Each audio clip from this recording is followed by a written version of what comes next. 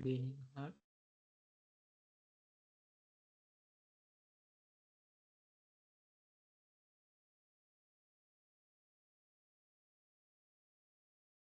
Good evening, all.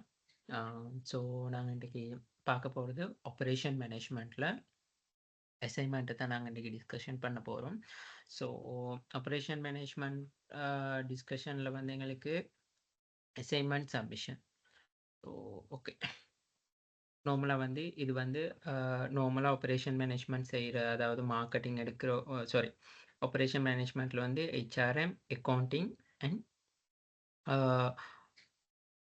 General degree செய்கிறவங்களுக்கு இந்த operation management, அதாவது அசைன்மெண்ட் வந்து 4575 கோடில் தான் செய்யணும். மார்க்கெட்டிங் செய்கிறவங்க வந்து ஸ்பெஷலாக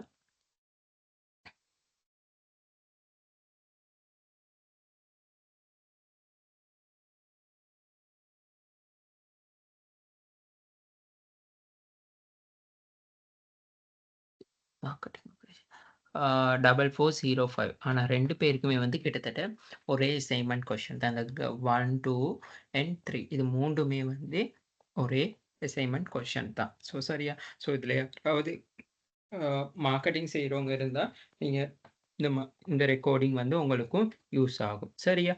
அது இல்லாமல் வந்து நார்மலாக அந்த மார்க்கெட்டிங் இல்லாமல் மற்ற ஸ்பெஷலாக HRM, அக்கௌண்டிங், ஜென்ரல் செய்கிறவங்களுக்கு வந்து டோட்டலாக 4 கொஷின்ஸ் இருக்குது. ஓகே.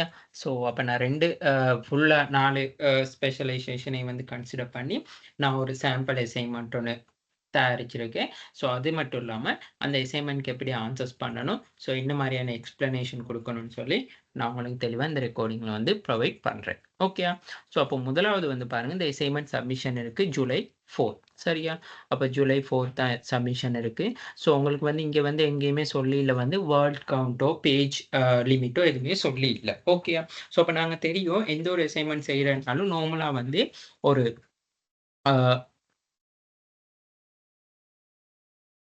நார்மலாக வந்து ஒரு 10 பேஜ் அந்த மாதிரி செஞ்சால் ஓகே. அதாவது வந்து வேர்ட் கவுண்ட் வந்து ஒரு 3000 3500 ரேஞ்சுக்குள்ளே செஞ்சால் ஓகே. சரியா? ஸோ அதாவது வந்து இப்போ நார்மலாக வந்து ஒரு ஃபுல்லாக வந்து 20, 20 அண்ட் 30 மார்க்ஸுக்கு இருக்குது. சரியா? ஸோ நார்மலாக ஒரு 20 மார்க்ஸ்க்கு வர ஒரு கொஷன்னு சொல்லி சொன்னால் மேக்ஸிமம் வந்து ஒரு 750 வேர்ட் லிமிட் எழுதினாலே ஓகே. சரியா? ஸோ அப்படி பேஸ் பண்ணி இந்த கொஷனை செய்யலாம். இப்போ இங்கே 30ன்னு சொல்லி சொன்னால் 1000 ஸோ 750னா இங்கே 1000 கிட்டத்தட்ட 2000 லிமிட், வேர்ட் லிமிட் வந்துடும். 2000 3000 ரேஞ்சுக்குள்ளே எழுதினாலும் பிரச்சனையே இல்லை. ஓகே. ஸோ நாங்கள் எது எப்படி கவுண்ட் எழுதினாலும் எங்களுக்கு முக்கியமான மெயின்ஸ் பாயிண்ட்ஸ்களை தான் நாங்கள் இங்கே வந்து என்ன செய்யணும்னு சொன்னால் எழுதணும். அந்த முக்கியமான பாயிண்ட்ஸுங்க எதுவும் இல்லாமல் வேறு எந்த பேஜ் கணக்கு எவ்வளோ 15-20 பேஜ் எழுதினாலும் வேலையே இல்லை, மார்க்ஸ் போட மாட்டாங்க. ஸோ அதனால வந்து தெளிவாக கொஸ்டின் என்ன கேட்டிருக்காங்க அந்த கொஸ்டினுக்கான ஆன்சர்ஸை வந்து நாங்கள் எழுதுனா ஓகே. சரியா? அப்போ முதலாவது கொஸ்டின் பாருங்க, கேட்டிருக்காங்க question 1, assumes that you are entrepreneur and you are going to introduce new product the market. இப்போ நீங்கள் ஒரு தொழில் உரிமையாளர், நீங்கள் வந்து ஒரு புதிய பொருளை வந்து சந்தைக்கு வந்து என்ன செய்றீங்க, சமர்ப்பிக்க போறீங்க. Explain basic sequence of step that you are going to employ, conceive, design and bring a product to market. அப்ப என்ன சொல்றான்னு சொல்லி சொன்னா, பேசிக் சீக்யூனஸ், அதாவது வந்து அடிப்படையான ஒரு பொருளை வந்து சந்தைக்கு சமர்ப்பிக்கும் பொழுது அடிப்படையா நாங்க என்ன விஷயங்களை பார்க்கணும். அதுல மெயினா இங்க வந்து சொல்லியிருக்காங்க, இந்த கன்சீவ்னு சொல்லி சொன்னா உருவாக்கம், அப்படி இல்லாட்டி உற்பத்தின்னு சொல்லி சொல்லுவாங்க. இந்த டிசைன்னு சொல்லி சொன்னா வடிவமைப்பு, என் bring a product to market, and அது இல்லாம மற்றைய காரணிகள். சரியா? ஒரு பொருளை வந்து நாங்க சந்தைக்கு சமர்ப்பிக்கிறதுன்னா சொன்னா 2 வகையில சந்தைக்கு சமர்ப்பிக்க முடியும். ஒரு பொருளை நாங்க சந்தைக்கு சமர்ப்பிப்பது என்று சொல்லி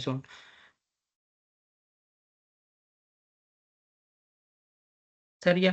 ஒரு பொருளை சந்தைக்கு சமர்ப்பிக்கிறதுன்னு சொல்லி சொன்னா நாங்க 2 வழியில வந்து சந்தைக்கு சமர்ப்பிக்க முடியும். இங்க வந்து சொல்லியிருக்காங்க வந்து புதிய பொருள் ஒன்றை தான்.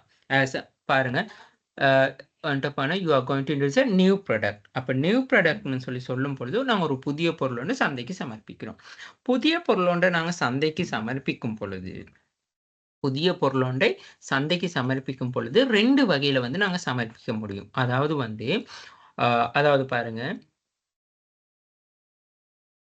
அதாவது வந்து ஒரு முயற்சியாளர் வந்து ஒரு பொருளை வந்து அறிமுகப்படுத்தி சந்தையில பிரவேசிக்கிறதுக்கான வந்து அதாவது செய்யறதுக்கான 4 வழிமுறைகள் இருக்கு. அதாவது 4 வழிமுறைகள் இருக்கு. சரியா?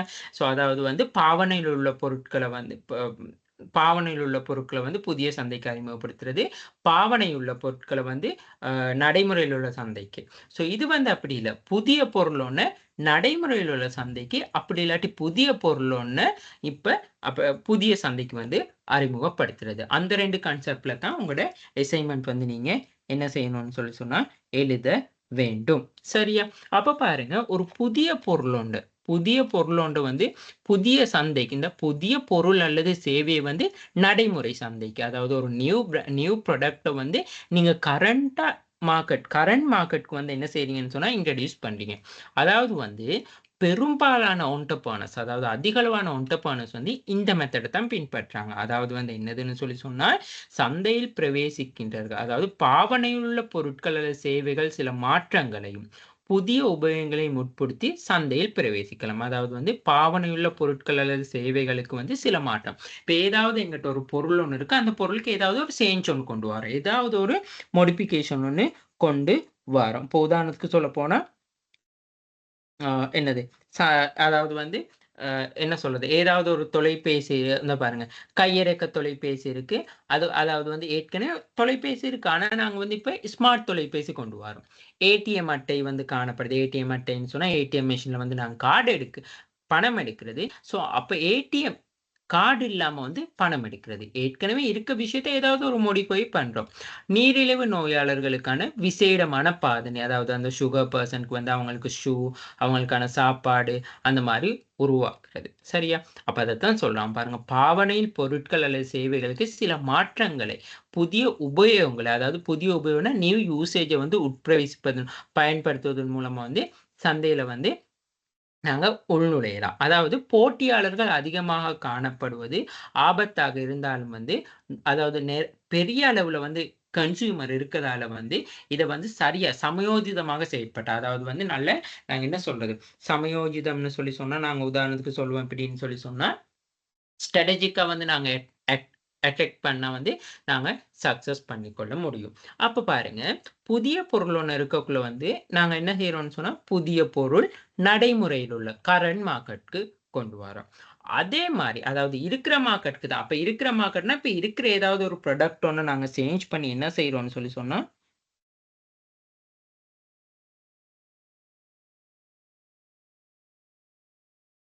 இருக்கிற ப்ராடக்ட்ட வந்து நாங்க ஏதாவது சேஞ்ச் பண்ணி, கொஞ்சம் மாடிஃபிகேஷன் பண்ணி, அதாவது புதிய பொருள் ஒண்ணு, அதாவது ஏதாவது தற்போது காணப்படுற பொருட்கள் செயலுக்கு மாடிஃபிகேஷன் ஏதாவது ஒரு சேஞ்சஸ் செஞ்சு, நாங்க நடைமுறையில இப்ப கரண்ட்டா இருக்கிற மார்க்கெட்கே வந்து நாங்க ப்ரொடியூஸ் பண்றோம். அப்படி இல்லாட்டி புதிய பொருள் அல்லது சேவையை புதிய சந்தைக்கு முன்வைத்தல். இப்போ ஃபுல்லாவே வந்து ஒரு புதிய பொருளா இருக்கு. அதுக்கான உதாரணம் பாருங்க. என்ன சொல்றது? அதாவது வந்து வளிமண்டலத்துக்கு சுற்றுலா சேவை ஒன்றை ஆரம்பித்தல். இப்ப அதாவது வந்து நாங்க சொல்லுவோமே, இப்ப என்ன ராக்கெட் அனுப்புறாங்க, எல்லாமே செய்றாங்க தானே. ஸோ அதாவது வந்து நாங்க இப்ப ராக்கெட்லாம் என்ன செய்றாங்க, ஏதாவது ஒரு ஆராய்ச்சி பண்ண அந்த மாரி தான் செய்றாங்க. பட் ஆனா வந்து நாங்க என்ன செய்றோம்னு சொன்னா, ஏதாவது வந்து ஒரு என்ன சொல்றது? அ டிராவலிங், அதாவது வந்து ஒரு சுற்றுலா சேவை வந்து ஒரு ட்ரிப் ஒண்ணு மாரி ஒரு ஒரு சர்வீஸ் ஒண்ணு ஸ்டார்ட் ஆகுறது. அதாவது வந்து வயதான தோற்றத்தை குறைப்பதற்காக, அதாவது வந்து இப்ப நாங்க சொல்லுவோமே, இப்ப ஏஜ் கூடுனா அப்ப அவங்களுக்கு நரை முடி விழும், அந்த மாரியான விழும். ஸோ அதெல்லாம் வந்து நாங்க கண்ட்ரோல் பண்ணிக்கொள்வதற்காக ஏதாவது ஒரு ஒரு புதிய ஒரு ப்ராடக்ட் கொண்டு வரது. சரியா?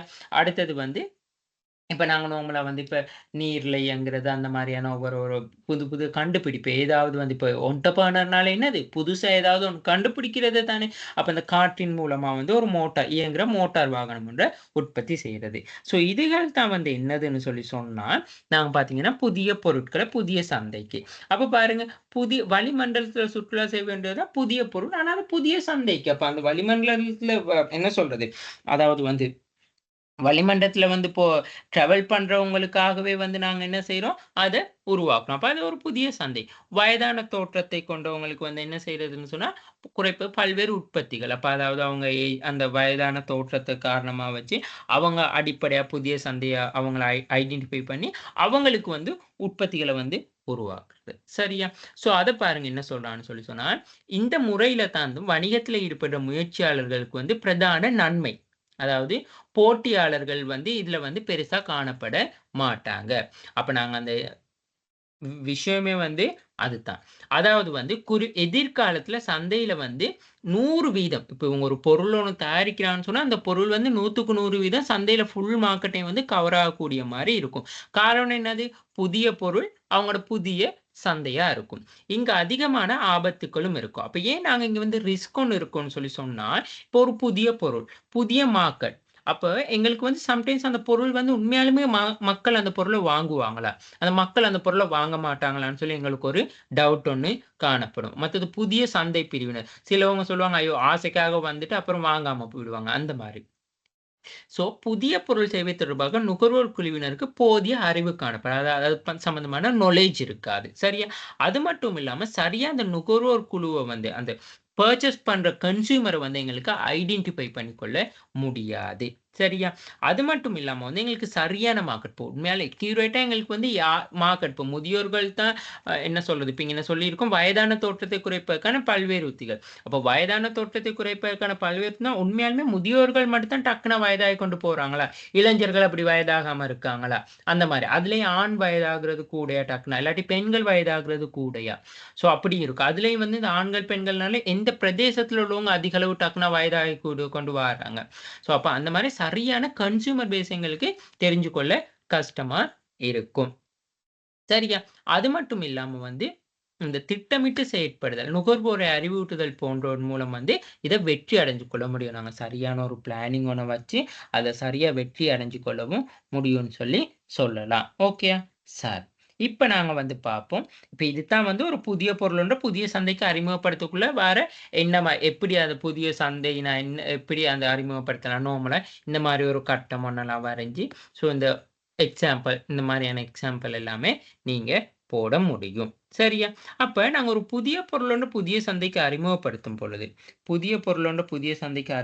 பொழுது, கண்டிப்பா வந்து அந்த பொருள் பற்றி, அதாவது வந்து அந்த பொருள் பற்றி வந்து பல்வேறு விஷயங்கள வந்து நாங்க கன்சிடர் பண்ணணும். சரியா? ஒரு பொருள் வடிவமைக்கக்குள்ளயா இருக்கலாம், ஒரு பொருள் உருவாக்கக்குள்ளயாவும் இருக்கலாம். சரியா? அப்ப உதாரணத்துக்கு பாருங்க.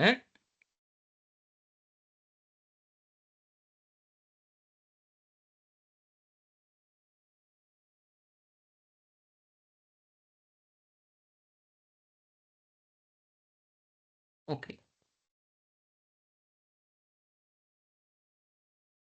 ஓகே. பாருங்க. ஒரு பொருள் உற்பத்தி அதாவது ஒரு பொருளின் ஒரு உற்பத்தி பொருளின் வடிவமைப்பு உருவாக்கமும். சரியா? அப்ப அதாவது வந்து ஒரு உற்பத்தி பொருள வந்து உற்பத்தி செய்றதுக்கு முன்னர் வந்து நாங்க என்ன செய்யணும்னு சொன்னா, அதன் வடிவத்த வந்து அதாவது வந்து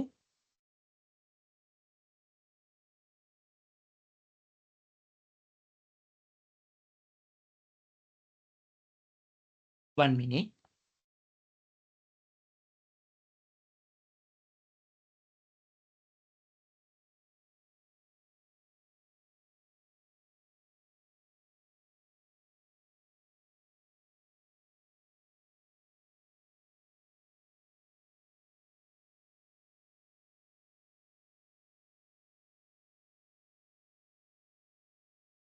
ஓகே. அப்போ ஒரு பொருள வந்து நாங்க வடிவமைக்கிறோம். இப்ப நாங்க ஒரு பொருள வடிவமைக்கிறதுக்கான காரணமே வந்து அந்த புதிய சந்தையில புதிய மார்க்கெட் புதிய சந்தையில வந்து அறிமுகப்படுத்துதல். அப்ப எந்த ஒரு பொருளையும் வந்து நாங்க உற்பத்தி செய்றதுக்கு முன்னர் வந்து அதோட வடிவம், அதத்தான் டிசைன்னு சொல்லியிருக்காங்க. இந்த அசைன்மென்ட்ல மென்ஷனே பண்ணியிருக்கிறாங்க. என்னது? டிசைன். அப்ப அந்த டிசைன வந்து நாங்க தெரிஞ்சுக்கொள்ளணும். அப்ப சில உற்பத்தி பொருள வந்து நாங்க வடிவமைக்கும் பொழுது வந்து, அந்த உற்பத்தி பொருள் வந்து இப்ப இங்க என்டர்பிரனர் சொல்லி சொல்லக்குள்ள வந்து, அதாவது அந்த தொழில் உரிமையாளரே வந்து அந்த பொருள வந்து என்ன செய்யலாம்? வடிவமைக்கக்கூடியதா இருக்கலாம். சரியா? இதே வந்து பெரிய பெரிய கம்பெனி அந்த மாரி என்று சொல்லி சொன்னா, அந்த கம்பெனில அதாவது பொருள் டிசைன் பண்றதுக்குன்னு சொல்லி அதுக்குன்னு வந்து யாருன்னா, அந்த யூசர்ஸ் இருப்பாங்க. அதாவது அந்த டெக்னீஷியன் இருப்பாங்க. அந்த கிராபிக் டிசைனர் இருப்பாங்க. அது இல்லாம அந்த என்ன சொல்றது? அந்த ஃபோட்டோவ வந்து டிசைட் பண்றவர், ஃபோட்டோவுக்கு ஐடியா குடுக்கிறவர், அந்த ஃபோட்டோகிராஃபர், எடிட்டர் இப்படி நெறைய எக்கச்சக்கமான அ பார்ட்டிசிபேஷன் வந்து அந்த அ ஆர்கனைசேஷன்ல இருப்பாங்க. ஆனா இதே உங்களுக்கு வந்து குடுத்திருக்கிறது வந்து ஒரு என்டர்பிரனர். ஸோ என்டர்பிரனர்ல அவங்களே தான் அந்த நிறுவனத்துல வந்து அந்த ஒரு பொருள வந்து என்ன செய்வாங்கன்னு சொன்னா வடிவமைப்பாங்க. சரியா? மத்தது வந்து அந்த பொருள் வடிவமைக்கக்குள்ள அந்த துறையில வந்து சிறப்பு திறன் நல்ல ஒரு ஸ்கில்லான என்ன சொல்றது கலைஞர்கள்ன்னு சொன்னா அதாவது வந்து அந்த எம்ப்ளாயியா இருக்கலாம். அப்படி இல்லாட்டி அந்த அந்த அந்த பொருள வடிவமைக்கிற பெர்சனா இருக்கலாம். அதுக்குன்னு சொல்லி நல்ல ஸ்கில்லான ஒரு பெர்சனா தான் இருக்கும். இப்போ உதாரணத்துக்கு வந்து ஒரு ரொபோட்டிக் ஒண்ணு உருவாக்கணும்னா, அப்ப அந்த ரொபோட்டிக் படிச்ச ஒரு இன்ஜினியரால மட்டும் தான் அந்த பொருள் உருவாக்க முடியும். அதே அதே மாரி தான் இப்போ ஒரு நல்ல ஒரு உணவு பொருள் ஒண்ணு தயாரிக்கிறார், உணவு பொருள் ஒண்ணு வடிவமைக்கணும்னா, அவர் அந்த ஹோட்டல் என்ன சொல்றது? அந்த குக்கிங் படிச்சவரால மட்டும் தான் முடியும். ஸோ அந்த மாரி இருக்கு. அப்ப அந்த ஒரு பொருள்ட வடிவமைப்ப யாரு செஞ்சாலும் வந்து, அத அதாவது அந்த பொருள் வந்து ஒரு நல்ல ஒரு சக்சஸ மார்க்கெட்ல வந்து இருக்கணும்னு சொல்லி சொன்னா, நல்ல ஒரு சக்சஸ மார்க்கெட்ல அடையணும்னு சொல்லி சொன்னா, கண்டிப்பா வந்து நாங்க என்ன செய்யணும்னு சொன்னா, டிசைன் அதாவது வந்து என்ன கோட்பாடுகளை கோட்பாடுன்னு சொல்லி சொன்னா நாங்க சொல்லுவோம். அப்ரோச்சஸ்ன்னு சொல்லி கூட நாங்க சொல்லலாம். அதாவது அப்ரோச்சஸ்ன்னு நாங்க அத சொல்லுவோம். ஓகே. ஓகே. உங்களுக்கு 1 மினிட்.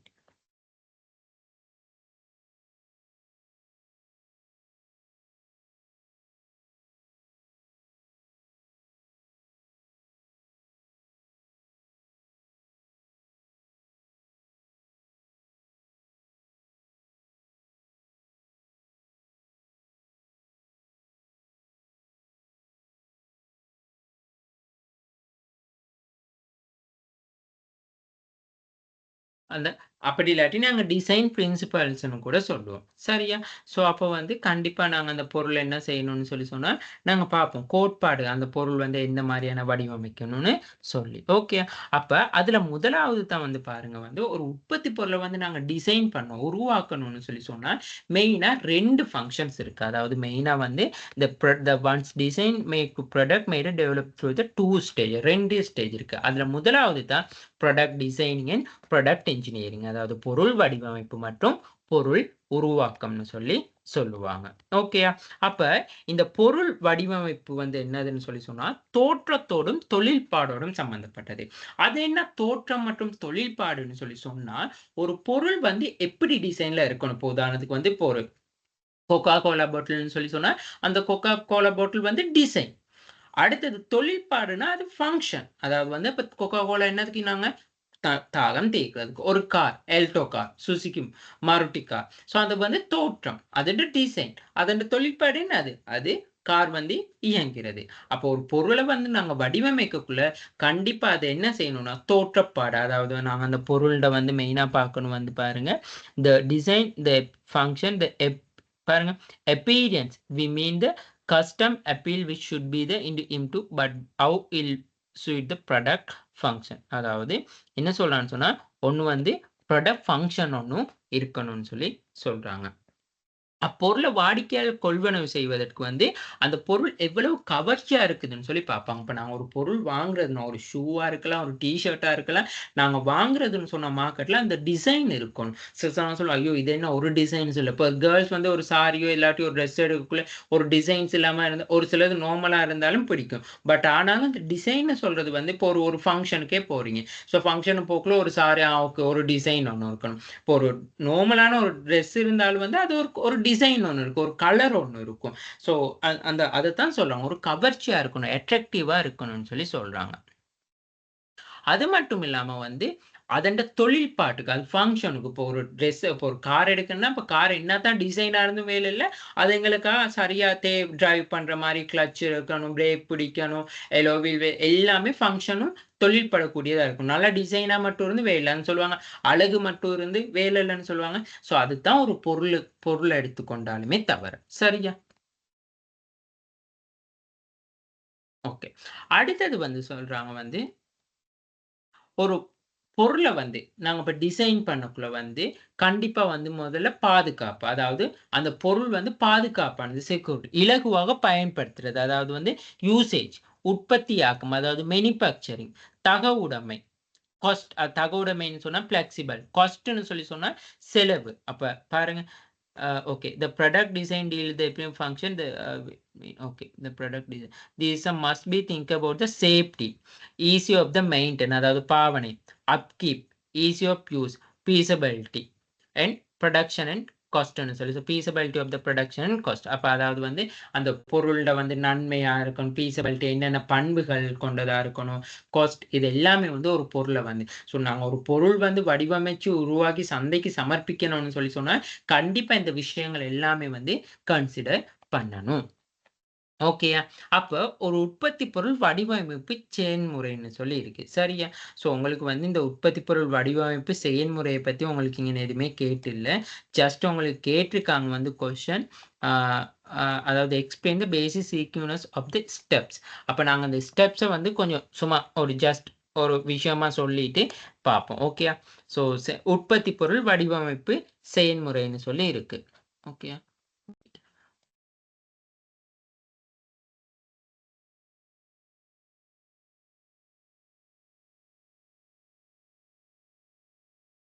ஓகே. அப்ப முதலாவது வந்து பாருங்க, இந்த ப்ராடக்ட் டிசைனிங் அதாவது வந்து இந்த ப்ராடக்ட் டிசைனிங் ப்ரொசீடியர்னு சொல்லக்குள்ள வந்து the designer usually start with the new ideas. அதாவது ஏதாவது ஒரு புதிய ஒரு ஐடியாவில் தான் அந்த பொருளை வந்து என்ன செய்யணும், உருவாக்குவராக இருக்கணும். Once the idea product fix the design mind, the design can start thinking about way to solve the problem. அப்போ நாங்கள் ஒரு பொருளை வந்து உருவாக்கக்குள்ள வந்து அந்த உண்மையாலுமே வந்து அந்த பிரச்சனை, அந்த பொருள் அதாவது வந்து என்ன சொல்றது, அந்த பிரச்சனையை தீர்ப்பதற்கான வழிவகைகளை பற்றி சிந்திக்க தொடங்கலாம். இப்போ ஒரு பொருளை வந்து வடிவமைக்கக்குள்ள அவரோட மனசுல வந்து கண்டிப்பா வந்து ஒரு பொருள் ஓகே இந்த டிசைன்ல தான் இருக்கணும் அப்படின்னு சொல்லி அவருக்கு மைண்ட் செட்ல ஒண்ணு உருவாகணும். அப்படி இல்லாட்டி சரி நாங்க எப்படினாலும் வடிவமைக்கலாம்னு சொன்னா இப்போ ஒருக்கா நாங்க என்ன செய்யறது, ஒரு ஷேப் இந்த பக்கம் வெட்டிட்டு போக்குள்ள மற்ற ஷேப் வந்து இன்னொரு கப்பில் வைக்கலாம். அதனால வந்து ஒரு வடிவமைப்பு வந்து மைண்ட் செட்ல இருக்கணும். சரியா? அது மட்டும் இல்லாம வந்து அந்த பிரச்சனையை தீர்ப்ப வழிவகைகளை பற்றி சிந்திக்க தொடங்கலாம். அதாவது வந்து ஓகே அப்ப நான் இந்த பொருளை வந்து எப்படி டிசைன் பண்ண போறேன். இந்த பொருளை வந்து டிசைன் பண்ணக்குள்ள வந்து ஓகே. இப்போ உதாரணத்துக்கு வந்து ஒரு பொட்டில் எடுத்துக்கொண்டா, அந்த பொட்டில் வந்து மூடி எப்படி இருக்கணும்? அந்த பொட்டில வந்து கைப்பிடி எப்படி இருக்கணும்? அந்த பொட்டில் வந்து எவ்வளோ சைஸ்ல இருக்கணும்? என்னென்ன அந்த பொட்டில் வந்து எந்த மெட்ட என்ன சொல்றது? எந்த மெட்டீரியலை பயன்படுத்தி நாங்க செய்ய போறோம்? பிளாஸ்டிக்கா, கிளாஸா அந்த மாரியான பிரச்சனைகள் நெறைய இருக்கும். அந்த அந்த ப்ராடக்ட் செய்றதுக்கான காஸ்ட் எப்படி இருக்கும்? அப்ப அந்த பிரச்சனைகள தீர்ப்பதற்கான வழிவகைகளை பற்றி நாங்க என்ன செய்யணும்? சிந்திக்கலாம். அப்ப அதுல முதலாவது வந்து என்னதுன்னு சொல்லி சொன்னால், அந்த உற்பத்தி பொருளை கொண்டு என்ன தொழில்பாட்டை செய்யணும்னு சொல்லி பற்றி முதல்ல வந்து தெரிஞ்சுக்கொள்ளணும். அந்த உற்பத்தி பொருள கொண்டு வந்து என்ன ஃபங்ஷன். இப்ப கார்ன்னு சொல்லி சொன்னா டிரைவிங். இப்போ வாட்டர் பாட்டில்ன்னு சொல்லி சொன்னா, அந்த வாட்டர் பாட்டில்ல தண்ணி நிரப்பக்கூடியதா இருக்கணும். இப்போ ஒரு ஷூனா, அந்த ஷூ வந்து போடக்கூடியதா இருக்கணும். ஒரு ட்ரெஸ்னா வேர் பண்ணக்கூடியதா இருக்கணும். அப்ப அந்த உற்பத்தி பொருள் பற்றிய போதிய அறிவையும், தகவலையும் அதாவது நாலேட்ஜையும், இன்ஃபர்மேஷனையும் பெற்றோன வந்து என்ன செய்வான் அந்த டிசைனர் வந்து அப்ப அத வந்து முதல்ல ட்ரா பண்ணுவாரு. ஓகே இந்த ஷேப்ல தான் வந்து அந்த ப்ராடக்ட் வந்து இருக்கணும்னு சொல்லி ட்ரா பண்ணுவாரு. சரியா? அப்ப அந்த ட்ரா பண்ண பிறகு வந்து, அத வந்து என்ன செய்வார்ன்னு சொல்லி சொன்னா, இந்த அந்த டிசைன் அதாவது மைண்ட் செட்ல வர என் க மைண்ட் செட்ல எப்படி அது உருவாகுதோ, அதுபடி அவர் வந்து அத டிசைன வந்து என்ன செய்வார்ன்னு சொன்னா வரைவாரு. ஓகே இப்ப நான் ஒரு பாட்டில் டிசைன் வரையணும்னு சொன்னா, பாட்டில் டிசைன் ஒண்ணு வரையிடும். சம்டைம்ஸ் அந்த பாட்டில் டிசைன் வந்து என்ன நடக்கும்னு சொல்லி சொன்னா, ஓகே இந்த ஷேப் இன்னும் கொஞ்சம் சேஞ்ச் பண்ணுவோம். அந்த மாரி அப்ப கொஞ்சம் கொஞ்சம் சேஞ்சஸ் கொண்டு வரலாம். சரியா? அப்ப அப்படி வரைஞ்ச பிறகு வந்து, அவருக்கு வந்து அது வந்து என்ன சொல்றது? அது ஓகே. இப்ப நான் ஒரு ஒரு நாங்க சொல்லுவோம், ஒரு ஜஸ்ட் வரைஞ்சு காட்டுங்களேன். இப்ப இப்ப எங்களுக்கு ஒரு ஐடியா எடுத்துக்கொள்ளலாம் தானே, எந்த ஷேப்ல ஒரு பாட்டில் வருதுன்னு சொல்லி, அப்ப அத வந்து தான் முதலாவது வந்து அதனால தான் நாங்க இப்ப எங்கள்ட்ட மைண்ட் செட்ல இருந்தா அந்த டிசைனிங் செய்ற மைண்ட் செட்ல இருந்தா வேலையில இந்த ஷேப்ல தான் பாட்டில் இருக்கணும்னு சொல்லி, அவருக்கு அது சம்மந்தமா வந்து அப்போ அவர் வரைஞ்சு காட்டணும். ஒரு ரஃப்லியா வந்து வரைஞ்சு காட்டுவார். சரியா? அடுத்தது மட்டும் இல்லாம வந்து பாருங்க, அப்ப அந்த அவர் மைண்ட் செட்ல இருக்க விஷயத்த வந்து எக்ஸ்ப்ளனேஷன் பண்ண வந்து, அப்ப அந்த அவர் ட்ரா பண்ண பிறகு அத வந்து ஏனையோரோட வந்து இலகுவா கலந்துரையாடலாம். ஓகே. இப்போ ஒருத்தர் சொல்லுவாரு, "இல்ல இந்த போட்ல வந்து இன்னும் கொஞ்சம் ஷேப் ஆக்குங்க. இல்ல இந்த போட்ல" இப்ப கார் எடுத்துக்கொண்டா, ஓகே இந்த கார் வந்து டிசைன் இது ஓகே. முன்னுக்கு பொனட் கொஞ்சம் அப்ல இருக்கணும். அந்த மாரி சைட் மிரர் கொஞ்சம் இன்னும் கொஞ்சம் ஆ என்ன சொல்லணும் 360 ஆகணும். அப்ப அந்த மாரி இப்ப டயர் வந்து இந்த இன்ச் வந்து இந்த இன்னும் கொஞ்சம் சைஸ் கூடணும். ஸோ அப்படி ஒவ்வொருத்தரோட வந்து கருத்துக்கள் வந்து அதுக்குள்ள வந்து என்ன செய்யணும்னு சொல்லி சொன்னா, பாஸ் ஆகும். அப்ப அடுத்த நெக்ஸ்ட் ஸ்டெப் வந்து என்னதுன்னு சொல்லி சொன்னா, அப்ப அவரு வந்து அத வந்து ஒரு அட்டை தாள்ல, அப்படி இல்லாட்டி வந்து ஒரு கிளேல வந்து செய்வாரு. ஸோ சரியா? அப்ப கிளேன்னு மட்டும் நாங்க இதுல வந்து கன்சிடர் பண்ண முடியாது. இப்ப வந்து இப்ப ஜஸ்ட் ஏதாவது ஒரு மாடல் கார்ன்னு சொன்னா, அவர் வந்து வுட்ல ஒரு பலகையில வந்து செஞ்சு காட்டலாம். இப்ப இது அப்படி இல்லாட்டி என்ன செய்யலாம்? அப்படி இல்லாட்டி அவர் ஏதாவது ஒரு வெல்டிங் பண்ணி ஏதாவது அந்த டிசைன காட்டலாம்னு சொன்னா, அப்ப அந்த டிசைன் வந்து ஒரு வெல்டிங்ல செஞ்சு காட்டலாம். ஸோ அது எதுனாலும் ஓகே. அவருக்கு எது ஃபேமிலியரா இருக்கோ, அதுல வந்து என்ன செய்யலாம்னு சொல்லி சொன்னா, செஞ்சு காட்டலாம். சரியா?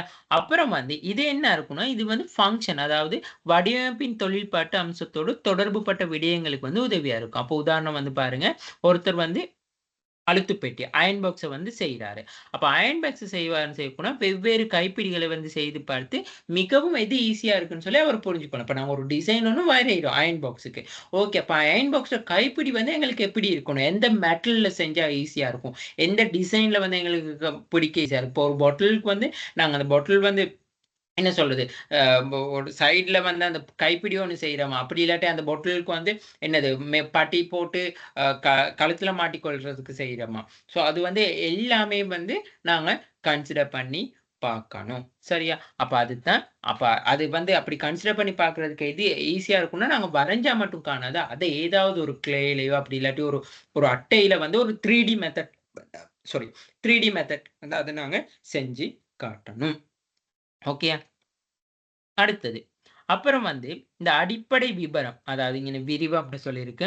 அதெல்லாமே ஓகே ஆகுன பிறகு அவர் அந்த டிசைன வந்து ஒரு ஏதோ ஒரு களிமண்லயோ ஏதோ ஒரு இதுல செஞ்சு காட்டின பிறகு வந்து என்ன செய்வார்ன்னு சொல்லி சொன்னா, அதுல ஏதாவது ஒரு சேஞ்சஸ் கொண்டு வர இருக்கா?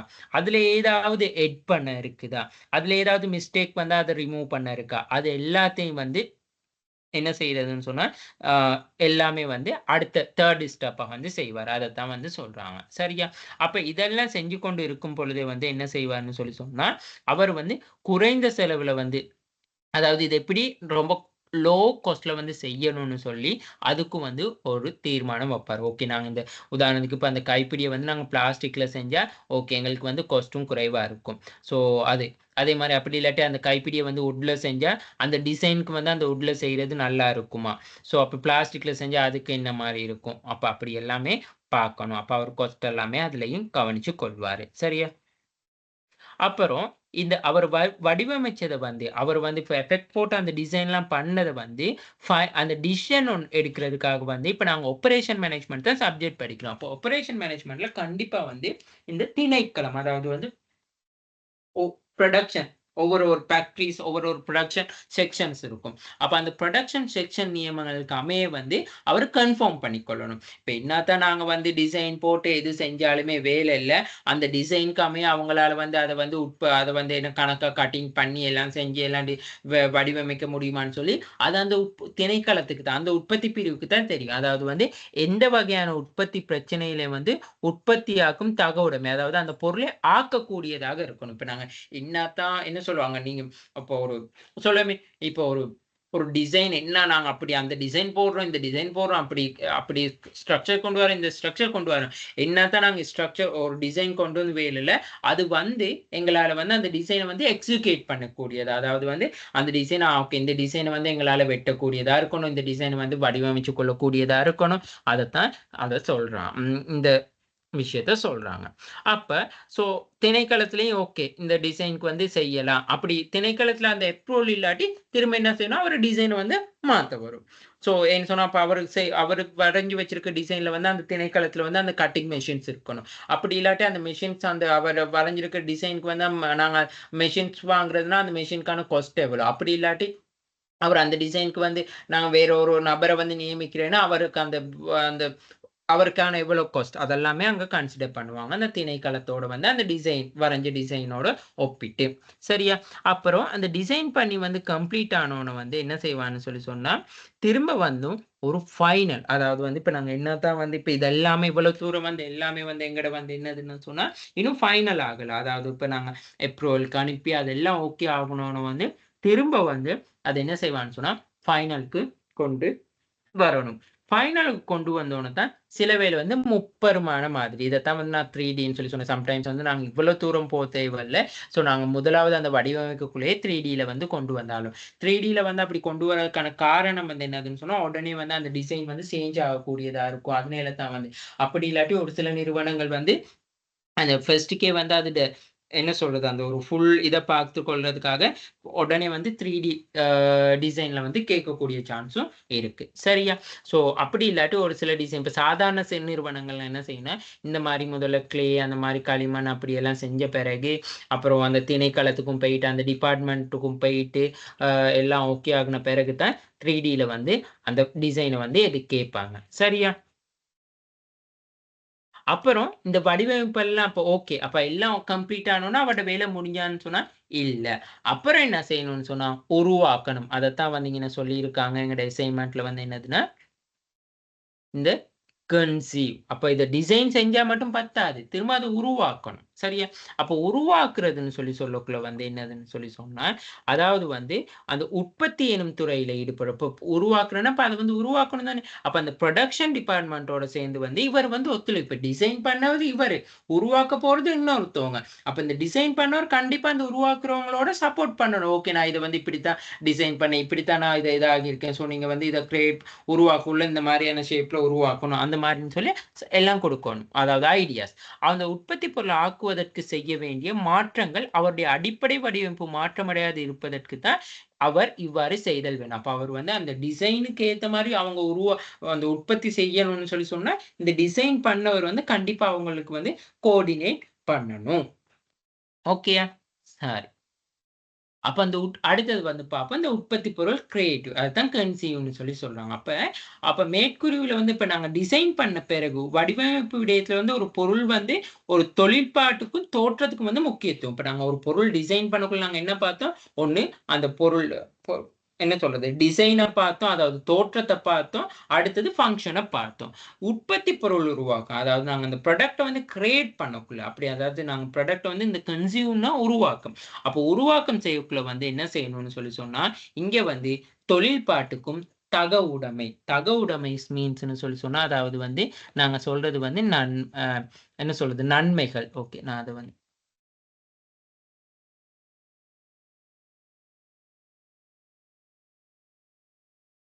ஃபீசிபிலிட்டி. ஃபீசிபிலிட்டின்னு சொல்லி சொன்னா, அதாவது வந்து தகவல். இப்ப நாங்க அந்த பொருள் வந்து ஓகே அது எப்படி சரியா உருவாக்கக்கூடியது, அவங்களுக்கு ஈஸியா இருக்குமா? ஃப்ளெக்சிபிள்ஸா இருக்குமா? அந்த மாரி. சரியா? எவ்வாறாயினும் ஒரு உற்பத்தி பொருள் வடிவமைப்பு, உற்பத்தி பொருள் உருவாக்குவதற்கு வெவ்வேறான வேலைகள் அல்ல. அதாவது வந்து உற்பத்தி பொருள் வடிவமைப்பும், உற்பத்தி பொருள் உருவாக்கமும் 2மே வந்து வேற வேறையான ஃபங்ஷன்ல. 2மே கிட்டத்தட்ட ஒரே மாரியான ஃபங்ஷன் தான். சரியா? ஒரு உற்பத்தி பொருள் உருவாக்குதலுக்கு 4 முக்கிய தொழில்பாடுகள் இருக்கு. அப்போ உற்பத்தி பொருள் உருவாக்குறதுக்கு வந்து மெயினா 4 முக்கிய தொழில்பாடு இருக்கு.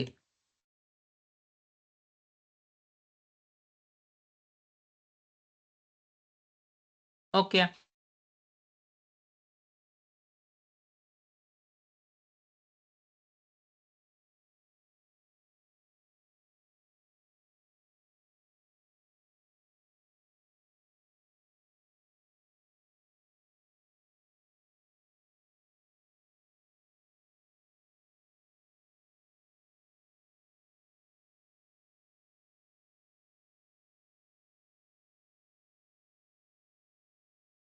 Sorry signal issue.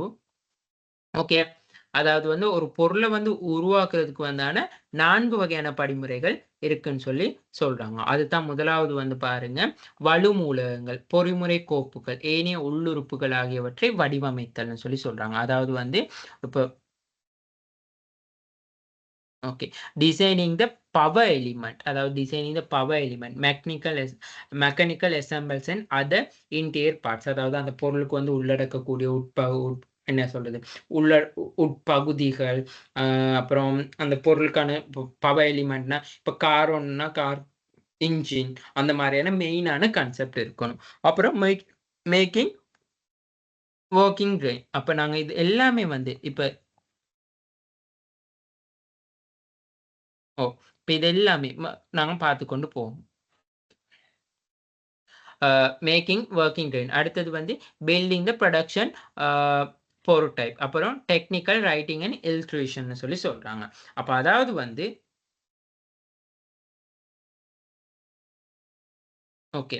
அப்ப வேலை செய் விவரப்படங்கள், உற்பத்தி மூலவகைகளை காட்டுதல், தொழில்நுட்பம், எழுத்து விளக்கப்படம். சரியா? அப்ப இந்த 4 விஷயமும் வந்து என்னதுன்னு சொல்லி சொன்னா, ஒரு உற்பத்தி பொருள் உருவாக்கத்தோட தொடர்பு பட்டது. அப்ப முதலாவது வந்து பார்ப்போம் பாருங்க என்னதுன்னா, இந்த வலுமூல பொறிமுறைகள், கோப்புகள், ஏனைய உள்ளுறுப்புகள், அதாவது இன்புட். இப்போ உதாரணத்துக்கு வந்து பாருங்க. Okay. Many product design the power elements mechanism. Many product like the lamp sheets, paper, will like eyeglasses and teacup do not need to the power units. Okay. அப்ப பாருங்க. இப்ப நாங்க எல்லா பொருள் வந்து உருவாக்கக்குள்ளயும் வந்து இந்த பவர் அந்த சக்தி மூலம் வழங்கணும்னு சொல்லி சொன்னா இல்ல. ஸோ அதுக்காகத்தான் உதாரணம் சொல்லியிருக்க பாருங்க. விளக்கு ஒளிமறைப்புகள், மூக்கு கண்ணாடி, தேநீர் கோப்பை போன்ற பல உற்பத்தி பொருளுக்கு வந்து வலு அலகுகள் தேவைப்படுவதில்லை. சரியா? இந்த வலு அலகுகள் தேவைப்படும் உற்பத்தி பொருட்களுக்கு மட்டும்தான் வந்து நாங்க என்ன செய்யணும்னு சொன்னா, அத வலுவ செலுத்தி வந்து தொடர்பு படுத்தி வடிவமைச்சு கொள்ள வேண்டும். சரியா? அப்ப பாருங்க முதற்கண்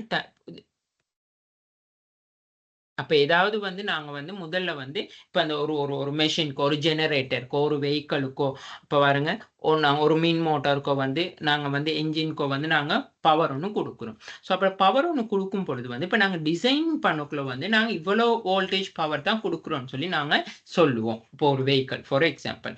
சம்டைம்ஸ் நாங்க அந்த பொருள வந்து உற்பத்தி செய்யக்குள்ள வந்து அந்த பவர் குடுக்க வேண்டிய பவர் வந்து கூடுதலா இருக்கலாம். குறைவா இருக்கலாம். ஸோ அப்படி கூடுதலா, குறைவாகக்குள்ள அந்த அந்த அந்த கார் வந்து டிசைன் வந்து சேஞ்ச் ஆகக்கூடலாம். இப்போ சேஞ்ச் சில நேரம் வந்து என்ன சொல்றான்? ஒரு மாடிஃபை ஆகலாம். ஸோ அதுதான் வந்து இந்த மெயினா வந்து இந்த நாங்க முதல்ல படிச்ச மாரி, இந்த ப்ராடக்ட் டிசைன் பண்றவரும், ப்ராடக்ட் வந்து உருவாக்குறவங்களும் வந்து கோஆர்டினேட்டிங்ல இருக்கணும்னு சொல்லு. சரியா? அப்ப இங்க உதாரணத்துக்கு தந்திருக்காங்க பாருங்க. For those product do not need to require the design power unit and power trains. First, the power need determined and is added the extra power to take care of the any emergency. அப்ப ஏதாவது தேவையான சந்தர்ப்பத்துல வந்து எங்களுக்கு அதுக்கு வந்து எக்ஸ்ட்ராவா வந்து பவர் தேவைக்கூடியதா இருக்கும். மேலதிக வந்து சக்தி வலு தேவைப்படும். Then type of power unit to be decided for the example between the electric motor and gas line engine. அப்ப இந்த gas line engine இதுகளுக்கு எல்லாத்துக்குமே வந்து the power unit is the located show that is take to least amount space and still operate the maximum efficiency. அப்ப அதாவது வந்து ஆக குறைஞ்சது வந்து அந்த இடப்பரப்பில் பொருந்தக்கூடிய வகையில வந்து வினைத்திறனா தொழில்படக்கூடிய வகையில வந்து நாங்க அந்த இன்ஜின் அதாவது நிறுவனம்னு சொல்லி சொல்றாங்க ஒரு வெஹிக்கல்ல. இப்ப நாங்க நார்மலா ஒரு வெஹிக்கிள் பார்க்கல இன்ஜின் கெப்பாசிட்டி எவ்வளோன்னு பார்ப்போம். அப்ப அந்த இன்ஜின் கெப்பாசிட்டிக்கு ஏத்த மாதிரி தான் அந்த வெஹிக்கிள் வந்து டிசைன் வடிவமைச்சும் இருப்பாங்க. சரியா? ஸோ இதெல்லாமே வந்து முதலாவது கான்செப்ட். அடுத்தது வந்து செயலாற்றும் வரைதல்களை நீட்டல். அதத்தான் வந்து மேக்கிங் த வொர்க்கிங் டிராவிங்னு சொல்லி சொல்றது. Working drawing are very precise the description of the product. அப்ப என்ன சொல்றான்னு சொல்லி சொன்னா, இந்த உற்பத்தி பொருள் பற்றிய வந்து ஒரு திட்பமானன்னு சொல்லி சொன்னா, ஃபுல்லா ஓவராலா ஒரு அந்த உற்பத்தி பொருள் தொடர்பான விஷயத்த வந்து அவங்க அந்த செயலாற்றும் வரைதல்ல தான் எங்களுக்கு சொல்ல முடியும். அதாவது வந்து உதாரணத்துக்கு வந்து பாருங்க, நாங்க ஒரு பொருள்ல வந்து பருமன், உருவம், அந்த பொருளோட பண்பு பற்றிய தகவல் அனைத்தையும் வந்து அதுல கொண்டிருக்கும். இப்போ உதாரணத்துக்கு வந்து இப்ப நாங்க என்ன சொல்றது? இப்ப டோர் 2 பிக்ஸ் பண்ணணும்னா ஒரு வெஹிக்கிள்க்கு வந்து அந்த டோரோட வந்து பருமன் எவ்வளவு இருக்கணும்? ஸோ அதோட உருவம் எப்படி இருக்கணும்? அந்த மாரியான எல்லா விஷயத்தையும் வந்து நாங்க இங்க கன்சிடர் பண்ணோம். பாருங்க, அ who make the working drawing give the information about the shape, size, material and manufacturing direction. அதாவது மெட்டீரியல். ஸோ இந்த மெட்டீரியல்ல நாங்க அத செய்ய போறோம்னு சொல்லி. இது எல்லாமே வந்து இந்த மேக்கிங் வொர்க்கிங் டிராவிங்ஸ்ல தான் இருக்கு. அடுத்தது பில்டிங் ப்ரொடக்ஷன் ஆஃப் த போர்ட்ரோடைப். அப்ப இங்க என்ன சொல்லுதுன்னு சொல்லி சொன்னா, அதாவது வந்து கட்டட உற்பத்தி மூலவைகள். அதாவது வந்து ஒரு உற்பத்தி பொருள்ல வந்து என்ன செய்றதுன்னு சொன்னா, முழு அழகு மாதிரி. அதாவது வந்து அந்த பொருள் வந்து தொழில்படும் பொழுது வந்து அது ஏற்றுக்கொள்ளப்படுது. நாங்க செக் பண்ணி பார்க்கிறது. பரிசோதனை செஞ்சு பார்க்கிறது. அப்ப நாங்க பரிசோதனை செய்யக்குள்ள ஏதாவது வந்து பிரச்சனை ஏற்பட்டுனா, அதுக்கு வந்து தீர்வு காண உதவுறதுக்காக தான் இந்த கட்டட உற்பத்தி மூல வகைகள்னு சொல்லி சொல்றாங்க. அதத்தான் பில்டிங் த புரொடக்ஷன் த புரோட்டோடைப் அப்போ ப்ரோட்டோடைப்னு சொல்லி பில்டிங் ப்ரொடக்ஷன் ப்ரோட்டோடைப்னு சொல்லி சொன்னால் அப்போ அந்த உற்பத்தி பொருள் வந்து நாங்கள் மேலும் வந்து பில்டிங்னு சொல்லி சொன்னா நாங்கள் கட்டமைச்சு கொள்றோம். ஓகே, சரியா ஒரு ஸ்ட்ராங் ஆக்கி கொள்றோம் இந்த ப்ராடக்ட் உண்மையா, அந்த மாதிரியான விஷயம் தான் இங்கே சொல்றாங்க. அதாவது வந்து உற்பத்தி பிரச்சனை ஏதாவது தீர்வு காணும். உதாரணம் வந்து இப்போ நாங்கள் ஒரு வெஹிக்கல்னாலும் செஞ்சு வடிவமைச்சு எல்லாம் உற்பத்தி செஞ்சு முடிச்சோன்னு வந்து நாங்கள் கண்டிப்பாக அதை என்ன செய்யணும், பரிசோதிச்சு பார்க்கணும், டெஸ்ட் பண்ணி பார்க்கணும். இப்போ ஒரு பொட்டில்னாலும் ஒரு அயன் பாக்ஸ்னாலும் இப்போ அயன் பாக்ஸை வடிவமைச்சோம், நாங்கள் அயன் பாக்ஸை வந்து என்ன சொன்னோம், அந்த பவரை கூட்டி பார்க்கணும், பவரை குறைச்சி பார்க்கணும், ட்ரெஸ் 4-5 அந்த என்ன சொல்கிறோம் அந்த ஒவ்வொரு ஈட்டுக்கு மாதிரி நாங்கள் ட்ரெஸ்ஸை வந்து அயன் பண்ணி பார்ப்போம், எல்லாம் செஞ்சு பார்ப்போம். ஸோ அப்போ அதுதான் வந்து இந்த 3வது ஸ்டெப் அங்கே சொல்கிறாங்க. ஓகே, இது வந்து உற்பத்தி வேலையை தொடங்குவதற்கு, அதாவது பரிசோதித்து பெறப்படும் தகவல் உற்பத்தி வேலையை தொடங்குவதற்கு வந்து பயன்படுத்தப்படும். அதாவது வந்து இந்த மூல வகையில மாற்றங்கள் செய்யப்படுகின்ற போது வந்து இந்த மாற்றங்களை வந்து கண்டிப்பா வந்து நாங்க என்ன செய்யணும்னு சொல்லி சொன்னா அந்த வரைதல்ல வந்து நாங்க கண்டிப்பா சேஞ்ச் பண்ணணும். இப்போ உதாரணத்துக்கு வந்து இப்போ அயன் பாக்ஸ்ல வந்து நாங்க சொல்றோம் என்னதுன்னு சொல்லி சொன்னா, சரி ஹீட் பண்றதுக்கு அந்த டிசைன் வரைஞ்சிருக்காரு வந்து 100, 150, 160. சம்டைம்ஸ் 160 விட கூடக்குள்ள இந்த மாரி அதாவது கொஞ்சம் கனதியான துணி வந்து அயர்ன் பண்ண முடியாம இருக்கு 160ல. ஸோ அப்ப வந்து அவர் அந்த பவர வந்து 200 அலகா கூட்டணும். அப்ப பவர் 200 அலகா கூட்டக்குள்ள அவர் அந்த டிசைன்லயும் கொண்டு போயிட்டு என்ன செய்யணும், அத சேஞ்ச் பண்ண வேண்டி வரும். ஸோ எல்லா இடத்துலயும் வந்து நாங்க என்ன செய்யணும்னு சொன்னா கன்சிடரா இருக்கணும். ஓகே. அடுத்தது வந்து தொழில்நுட்ப எழுத்து விளக்கப்படம். இதுதான் வந்து டெக்னிக்கல்னு சொல்லி சொல்றோம். பாருங்க, இப்போ உதாரணத்துக்கு வந்து நாங்க எந்த ஒரு ப்ராடக்ட்டையும் எடுத்தாலும், ஒரு டிவி வாங்குனாலோ, ஒரு ஃப்ரிட்ஜ் வாங்குனாலோ, அப்படி இல்லாட்டி ஒரு எதுனாலும் ஒரு மெஷின்ஸ், வாஷிங் மெஷின்ஸ் எதுனாலுமே வந்து கண்டிப்பா எங்களுக்கு ஒரு புக் ஒண்ணு தருவாங்க. லீஃப்லெட் மாரி. அதுதான் இந்த தொழில்நுட்ப எழுத்து விளக்கப்படம். அதுல தான் சொல்லியிருக்கும். ஏதாவது உங்களுக்கு இன் கேஸ் ஏதாவது ஒரு இஷ்யூஸ், ஏதாவது ஒரு ப்ராப்ளம்னு சொல்லி சொன்னா, அந்த ப்ராடக்ட்ட வந்து நீங்க எப்படி செஞ்சு கொள்ளணும்? அந்த ப்ராடக்ட் எப்படி நீங்க அத பிக்ஸ் பண்ணணும்? இப்போ ஒரு டிவி ஒண்ணு வாங்குனாலும், டிவிய எப்படி பிக்ஸ் பண்ணணும்? அந்த டிவில இருக்க அந்த பட்டன்ஸ் என்ன? இந்த பட்டன்ஸ் என்ன ஃபங்ஷன் செய்யுது? டிவில இருக்க அந்த சைட் அந்த போர்ட் என்ன ஃபங்ஷன் சொல்லுது? அந்த போர்ட்க்கு எத வந்து நாங்க கனெக்ட் பண்ணணும்? அந்த போர்ட் கனெக்ட் பண்ண எது என்னத்த வந்து எங்களுக்கு வந்து டிஸ்கிரைப் பண்ணுதுன்னு சொல்லி ஏ டூ இசட் எல்லாமே வந்து மென்ஷன் பண்ணி இருக்கும். அதாவது இதுதான் உற்பத்தி பொருள் தொடர்பான இந்த தகவல் வந்து வாடிக்கையாளருடைய அந்த பொருட்டே கொடுக்கப்படுது. வாடிக்கையாளர் அதாவது கன்சியூமருக்கான ஒரு ஐடியா எடுத்துக்கொள்ள, அந்த ப்ராடக்ட் எப்படி யூஸ் பண்ணணும், எப்படி ஃபங்ஷன்ஸ் பண்ணணும்னு சொல்லி ஐடியா எடுத்துக்கொள்ள குடுப்பாங்க. சரியா? பாருங்க, இந்த தொழில்நுட்பவியல் எழுத்து இந்த டெக்னிக்கல் இதுல வந்து கண்டிப்பா வந்து அதாவது வந்து ரிமூவ் பண்றது, எட் பண்றது, ஃபங்ஷன் பண்றது, புரொடெக்ட் பண்றது, அதாவது ஏதாவது எமர்ஜென்சி கேஸ்ல வந்து எப்படி நாங்க அத வந்து ஹேண்டில் பண்ணணும். ஸோ எல்லா இன்ஃபர்மேஷனும் வந்து குடுத்து இருப்பாங்க. ஓகேயா? ஸோ இது வந்து அந்த பாருங்க, சில வந்து இப்ப இதுல இந்த டெக்னிக்கல் இதுல வந்து சிலது வந்து நாங்க எக்ஸ்ப்ளனேஷன் பண்ண முடியாத சந்தர்ப்பத்துல வந்து அது வந்து ஒரு டிராவிங்கா, ஒரு வரைபடமா வந்து நாங்களும் கொடுத்து இருப்போம். சரியா? ஸோ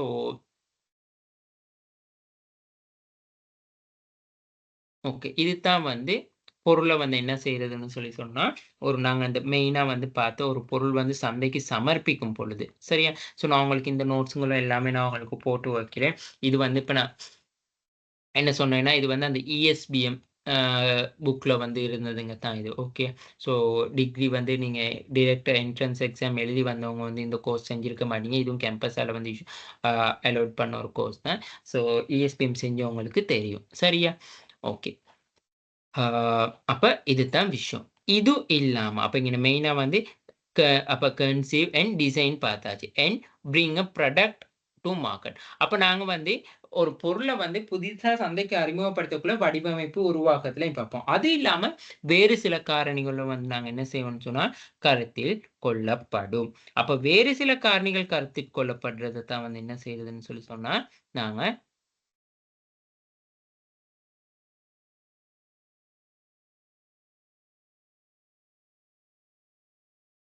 அப்ப பாருங்க, ஒரு புதிய பொருளோட உற்பத்திக்கு முன்வைக்கக்குள்ள வந்து, முயற்சியாளர் வந்து பல்வேறு வழிமுறைகள வந்து பின்பற்றலாம். அதுக்காக பயன்படுத்தக்கூடிய ஒரு மெத்தட் தான் இந்த இஸ்கேம்பர் மாதிரின்னு சொல்லி சொல்லுவோம். சரியா? இதுவும் வந்து entrepreneurship education grade 10 Tamil book. சரியா? ஸோ இதுவும் வந்து இங்கிலீஷ்லயும் இருக்கு. தமிழ்லயும் இருக்கு, சிங்களத்திலயும் இருக்கு. இது வந்து புதுசா 2017ஆம் ஆண்டுல அறிமுகப்படுத்தப்பட்ட தொழில்நுட்ப பாடம். அதாவது பிசினஸ் ஸ்டடீஸ் அதே சப்ஜெக்ட் மாரி தான் என்டர்பிரினியர் சப்ஜெக்ட்ன்னு சொல்லியிருக்கு. சரியா? ஸோ அப்ப அதுல அந்த புக்கையும் ரிப்பேர் பண்ணியிருக்கேன். நான் இந்த புக்கையும் வந்து உங்களுக்கு போடுறேன். சரியா? ஸோ அப்ப தமிழ்ல செய்றவங்க தமிழ்ல வந்து பார்த்து எழுதிக் கொள்ளலாம். ஸோ இதுல இருக்க விஷயங்கள கொஞ்சம் சேஞ்ச் பண்ணி எழுதிக் கொள்ள முடியும். இங்கிலீஷ்ல எழுதுறவங்களும் அதுல இருக்க மாரி சேஞ்ச் பண்ணி எழுதிக்க முடியும். சரியா? அதாவது ஒரு பொருள வந்து நாங்க முன்வைக்கிறதுக்காக முயற்சியாளர் பல்வேறுபட்ட வழிமுறைகள வந்து பயன்படுத்தலாம். அப்ப வேற அதுக்காக வந்து இந்த ஸ்கேம்பர் மாதிரி மாடல்ல வந்து எப்படி யூஸ் பண்றதுன்னு சொல்லி பாருங்க. அதாவது வந்து சப்ஸ்டிட்யூட் பதிலீடுகள். சரியா? அப்ப என்ட்ட மைக்ரோ எக்கனாமிக் கிளாஸ் வந்தவங்க நல்லாவே இந்த பதிலீடுன்னு சொல்லி சொன்னா என்னங்கிற விஷயம் வந்து தெரிஞ்சிருக்கும். அதாவது ஒரு பொருளுக்கு பதிலா நாங்க இன்னொரு பொருள வந்து பயன்படுத்துறது. அதாவது பாருங்க உதாரணம், பலகை கதவுக்கு பதிலா வந்து பிளாஸ்டிக் கதவ வந்து பதிலீடு செய்தல். ஸோ இது வந்து அப்ப சப்ஸ்டிட்யூட்ன்னு சொல்லி சொல்றாங்க. அப்போ ஒரு சந்தையில ஒரு பொருள வந்து நாங்க முன்வைக்கக்குள்ள வந்து புதிய ஒரு பொருள முன்வைக்கக்குள்ள நாங்க சொல்லணும். இந்த பொருளுக்கு பதிலா வந்து இந்த பொருள பயன்படுத்தலாம். இப்போ உதாரணத்துக்கு கோவிட்-19 டைம்ல K95 மாஸ்க் வந்துச்சு. அப்ப அந்த K95 மாஸ்க்குக்கு பதிலா நாங்க இந்த வேற ஒரு டைப்ல ஒரு மாஸ்க்கும் யூஸ் பண்ணலான்னு சொல்லி சொன்னோம். அதே மாரி சானிடைசர்ஸ். சானிடைசர்ஸ் வந்து என்ன சொல்றது, கவர்ன்மென்ட்டால வந்து அறிமுகப்படுத்துனாங்க ஒரு சானிடைசர்ஸ். அது இல்லாம அப்புறம் லைபோய்ல வந்துச்சு, டிட்டோல்ல வந்துச்சு. அதுதான் மாற்றீடு செய்தல்ன்னு சொல்லி சொல்றது. சரியா? அடுத்தது கம்பைன் தொடர்பு படுத்தல். அதாவது வந்து பயன்கள் பலவற்றை வந்து ஒன்றிணைத்தல். பயன்கள் பலவற்றைன்னு சொல்லி சொல்லக்குள்ள வந்து அதுக்கான ஃபெசிலிட்டி, பீசிபிலிட்டின்னு கூட நாங்க சொல்லலாம். ஃபெசிலிட்டீஸ வந்து செய்யணும். ஒரு கையடக்க தொலைபேசிக்கு கேமரா, வானொலி, தொலைக்காட்சி அதாவது வந்து இப்போ ஒரு ஃபோன் எடுத்துக்கொண்டா எல்லாமே இருக்கு. எல்லா ஃபெசிலிட்டீஸும் இருக்கு. ஸோ அந்த மாரி வந்து ஒரு பொருள் பலவற்றை வந்து பயன்கள் பலவற்றை வந்து ஒன்றிணைக்கிறேன்னு சொல்லி சொல்றாங்க. இப்போ உதாரணத்துக்கு வந்து என்ன சொல்றதுன்னு சொல்லி சொன்னா, இப்ப நாங்க ஒரு பேக் எடுத்துக்கொண்டோம்னு சொன்னா, இப்ப அந்த ஸ்கூல் பேக்ல வந்து புக் போடணும், லேப்டாப் போடணும், வாட்டர் பாட்டில், டிஃபன் பாக்ஸ் வைக்கணும். அது இல்லாம அந்த என்ன சொல்றது, அந்த பேக்க வந்து இழுத்து கொண்டு போற மாரி ஆப்ஷன்ஸ் இருக்கணும். அந்த பேக்ல வந்து ஃபோன் வைக்கக்கூடியக்கான ஸ்பேஸ் இருக்கணும். ஸோ ஃபோன் அப்புறம் சார்ஜிங் பாயிண்ட் இருந்தா சார்ஜிங் பாயிண்ட் இருக்கணும். அப்ப அதுதான் கம்பைன் தொடர்பு படுத்தல். பயன்கள் பலவற்றை இணைக்கிறது. ஸோ நான் ஏன் உதாரணம் சொல்றேன்னா, அசைன்மென்ட்க்கு வந்து மெயினா உதாரணங்கள் முக்கியம். உதாரணங்கள் இல்லாம வந்து அசைன்மென்ட்டோ, எக்ஸாமோ எது செஞ்சாலுமே வயலல்ல மார்க்ஸ் கிடைக்காது. அடுத்தது வந்து நாங்க சொல்றது அப்படி இல்லாட்டி இத எம்ப்ளிபின்னு சொல்லி சொல்லுவோம். அதாவது பெரிதாக்குதல்.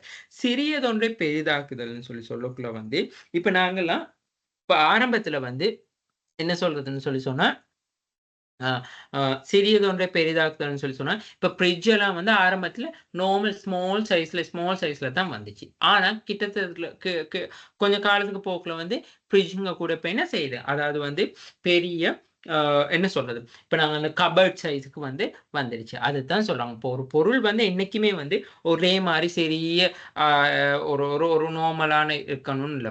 அது மாரி பெரிதாக்குதல்ன்னு சொல்லி சொல்றாங்க. பாருங்க தொலைக்காட்சி திரையை பெரிதாக்குதல். இப்ப நாங்க ஆரம்பத்துல பயன்படுத்தின தொலைக்காட்சி திரை வந்து அதோட வந்து இப்ப 32, 60, 24 அப்படின்னு சொல்லி பெரிய பெரிய திரைகள்லாம் வந்து கொண்டு வர தொடங்கிட்டாங்க. சரியா? அதே மாரி மினிமைசிங் சிறிதாக்கவும் தெரிஞ்சு கொள்ளணும். இப்ப டிவி எடுத்துக்கொண்டா ஆரம்பத்துல டிவி வந்து பாக்ஸ் டிவியா இருந்துச்சு. அப்புறம் வந்து ஃப்ளட்டா இருந்துச்சு. ஃபோன்னா கூட அப்படித்தான். பாருங்க ஆரம்பத்துல வந்து அந்த பாக்ஸ் ஃபோன் இருந்துச்சு. அப்படி ஒரு டைப்ல வந்து ஃபோன்கள்லாம் இருந்துச்சு. அப்புறம் வந்து பெரிய சின்னதா வந்து ஒரு சிறிய ஒரு ஃபோன் அளவுக்கு வந்துருச்சு. பாருங்க அப்புறம் அந்த ஷாம்பூ, அப்புறம் மடிக்கணினி. இப்ப ஆரம்பத்துல அந்த கணினி ஜெனரேஷன்லாம் பார்த்தாலே தெரியும். அதாவது ஜெனரேஷன் 5, 6 வரக்குள்ள 1 ஜெனரேஷன் எப்படி, 2ண்ட் ஜெனரேஷன் எப்படி, 3, 4 அதே மாரி தான் கேமரா. ஸோ அதுகள் எல்லாமே ஆரம்பத்துல எவ்வளோ பெருசா இருந்தது வந்து, அப்புறம் வர வந்து எப்படி குறுக்கிட்டு வந்துச்சுன்னு சொல்லி. சரியா? அதே மாரி புட் யூஸ். வேறு தேவைகளுக்கு பயன்படுத்தக்கூடியதாக இருத்தல். குறிப்பிட்ட தேவைக்கு பாவிக்கும் பொழுது ஒரு உற்பத்தி வந்து என்ன செய்யணும்னா, வேறு தேவைக்கு வந்து பயன்படுத்தக்கூடியதா இருக்கணும். இப்போ உதாரணத்துக்கு பாருங்க, கதிரைய வந்து கட்டிலாவும் பயன்படுத்துவதற்கு ஏற்ப வகையில் தயாரித்தல். அப்ப அதாவது வந்து இப்ப நீங்க நெறைய வந்து என்னது அந்த Facebookலலாம் வர அட்வர்டைஸ்மென்ட் இருந்தா நீங்க பார்ப்பீங்க. அதாவது வந்து பார்த்திருப்பீங்க. ஒரு சும்மா ஒரு டேபிள் மாரி இருக்கும். அத டேபிளா பயன்படுத்துவாங்க, சேரா பயன்படுத்துவாங்க, அப்புறம் குஷனா பயன்படுத்துவாங்க, அப்புறம் வந்து ஸ்டெப்ஸா அத யூஸ் பண்ணிக்கொள்வாங்க. அப்புறம் இல்லாட்டி அதே மாரி பெட்டாவும் யூஸ் பண்ணிக்கொள்வாங்க. அது வந்து சைனா ப்ராடக்ட்ஸ்ங்க நெறைய இருக்கு. ஸோ அவங்க வந்து ஒரு ப்ராடக்ட் வந்து பல்வேறு யூசேஜ வந்து அதுக்குள்ள இன்க்ளூட் பண்ணி யூஸ் பண்ணி கொள்ளுவாங்க. சரியா? அதத்தான் சொல்றாங்க. யூஸ். அடுத்தது எலிமெண்ட் வேறாக்குதல். அதாவது வந்து சில பகுதிகளை வந்து வேறாக்குதல். இப்ப நாங்க ஒரு ப்ராடக்ட் வந்துச்சுன்னு சொல்லி சொன்னா, இப்ப நாங்க அந்த ப்ராடக்ட் வந்து சொல்லக்குள்ள வந்து இப்ப மில்கெல்லாம் வரக்குள்ள இது வந்து ஆடையற்ற பால். அதாவது வந்து அப்ப அந்த என்ன சொல்றது? அந்த பால் ஆடையை நீக்கிட்டு பால் மட்டும் அந்த மாரி.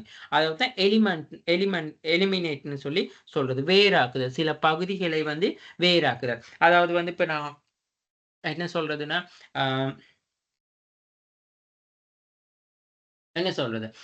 சரி. இப்ப ஏதாவது இப்ப நாங்க ஏதாவது ஒரு சாப்பாடு வந்து தயாரிக்கணும்னா சொல்றது, அப்ப வெஜ்ஜி ஆட்களுக்கு வந்து நாங்க அதுல வந்து என்ன சொல்றது, எந்த விதமான ஒரு அ அனிமல் அதாவது எதுவுமே யூஸ் பண்ணாம பியூர் வெஜ்ஜியா வந்து இருக்கும். அப்ப வேறாக்குறது அந்த மாரி. ஒரு சிலவங்க வந்து என்ன சொல்றது, ஏதாவது அந்த ஆயில்ஸ் அந்த மாரி இதுக்கு வந்து பிடிக்காது. அப்ப அது இல்லாம அவங்களுக்கு தனிப்பட்ட முறையில வந்து. அதுதான் வேறாக்குது. அப்ப இப்ப இப்ப சுகர் அப்ப அதாவது வந்து சுகர், கொலஸ்ட்ரால் அந்த மாரியான இருக்கவங்களுக்கு சுகர் இல்லாம பொருள் வந்து தயாரிக்கிறது. அது இல்லாம சுகர் கம்மியா இருக்கவங்களுக்கு சுகரோட அந்த பொருள் தயாரிக்கிறது. அந்த மாரியெல்லாம் கொழுப்பற்ற பாடைப்பால் அந்த மாரியான விஷயங்கள்லாம் தான் இந்த எலிமினேட்ன்னு சொல்றாங்க. அடுத்தது ரீஅரேஞ்ச் மீளுருவாக்கம். அதாவது செயற்பாடுகளில் உபகரணங்கள்ல மாற்றத்தை ஏற்படுத்துதல். அப்ப அதாவது ரீஅரேஞ்ச்ன்னு சொன்னா பாருங்க, இங்க பழைய ஆடை வடிவமைப்புகளை நவீன முறையில் வடிவமைப்பு. அதாவது இப்ப நாங்க சொல்லுவோம், ட்ரெடிஷனலான விஷயங்கள் அது எல்லாமே வந்து திரும்ப எகெயின் நவீன முறையில வந்து முன்வைக்கிறாங்க. இப்ப உதாரணத்துக்கு வந்து ஆரம்பத்துல வந்து பாருங்க, அந்த குளிப்பாட்டுறதுக்கு வந்து சிரட்டைகள்ல குளிப்பாட்டுனாங்க. அப்புறம் வந்து என்ன செஞ்சாங்கன்னு சொன்னா, ஓகே சிரட்டை இல்ல. இப்ப நாங்க அந்த பக்கெட்ல தான் குளிப்பாட்டணும். அகெயின் திரும்ப என்ன செஞ்சாங்கன்னா, அந்த சிரட்டைய நல்லா டிசைன் பண்ணி, கலர் பண்ணி எல்லாம் திரும்ப அத ரீஅரேஞ்ச்மென்ட் பண்ணாங்க. அதே மாரி தான் அந்த ஆரம்பத்துல எல்லாம் சிரட்டையில வந்து தேநீர் குடிச்சு எல்லாம் வந்தாங்க. திரும்ப அத அப்படியே என்ன சொல்றது? ரீயூஸ் பண்ணாம எகெயின் வேற பிளாஸ்டிக் கப், அப்புறம் சில்வர் கப் அந்த மாரி மெட்டி அப்படியெல்லாம் கொண்டு வந்தாங்க. திரும்ப எகெயின் அந்த இதெல்லாமே வந்து அந்த என்ன சிரட்டையெல்லாம் டிசைன் பண்ணி, எகெயின் அதுல வந்து கப் அந்த மாரிலாம் செஞ்சு திரும்ப யூஸ் பண்றாங்க. அந்த மாரி பிளேட் செஞ்சு யூஸ் பண்றது. சரியா? இதுதான் வந்து என்ன சொன்னா ரீஅரேஞ்ச்ன்னு சொல்றது. ஓகே. அப்போ ஒரு ப்ராடக்ட் ஒண்ணு நாங்க சந்தைக்கு வந்து சமர்ப்பிக்கக்குள்ள இந்த ஸ்கேம்பர் மாடலையும் வந்து யூஸ் பண்றது நல்லது. அப்போ ஒரு புதிய உற்பத்தி ஒன்றை முன்வைக்கக்குள்ள வந்து முயற்சியாளர் பல்வேறு வழிமுறைகளை பயன்படுத்தலாம். அதுல வந்து இந்த ஸ்கேம்பர் மெத்தடையும் வந்து யூஸ் பண்றது வந்து நல்லம். ஓகே. சரி. இப்ப இவ்வளவு தான் இருக்குன்னு கேட்டா, இல்ல. இன்னும் இதுக்கு வந்து விஷயங்கள் இருக்கு. சரியா? So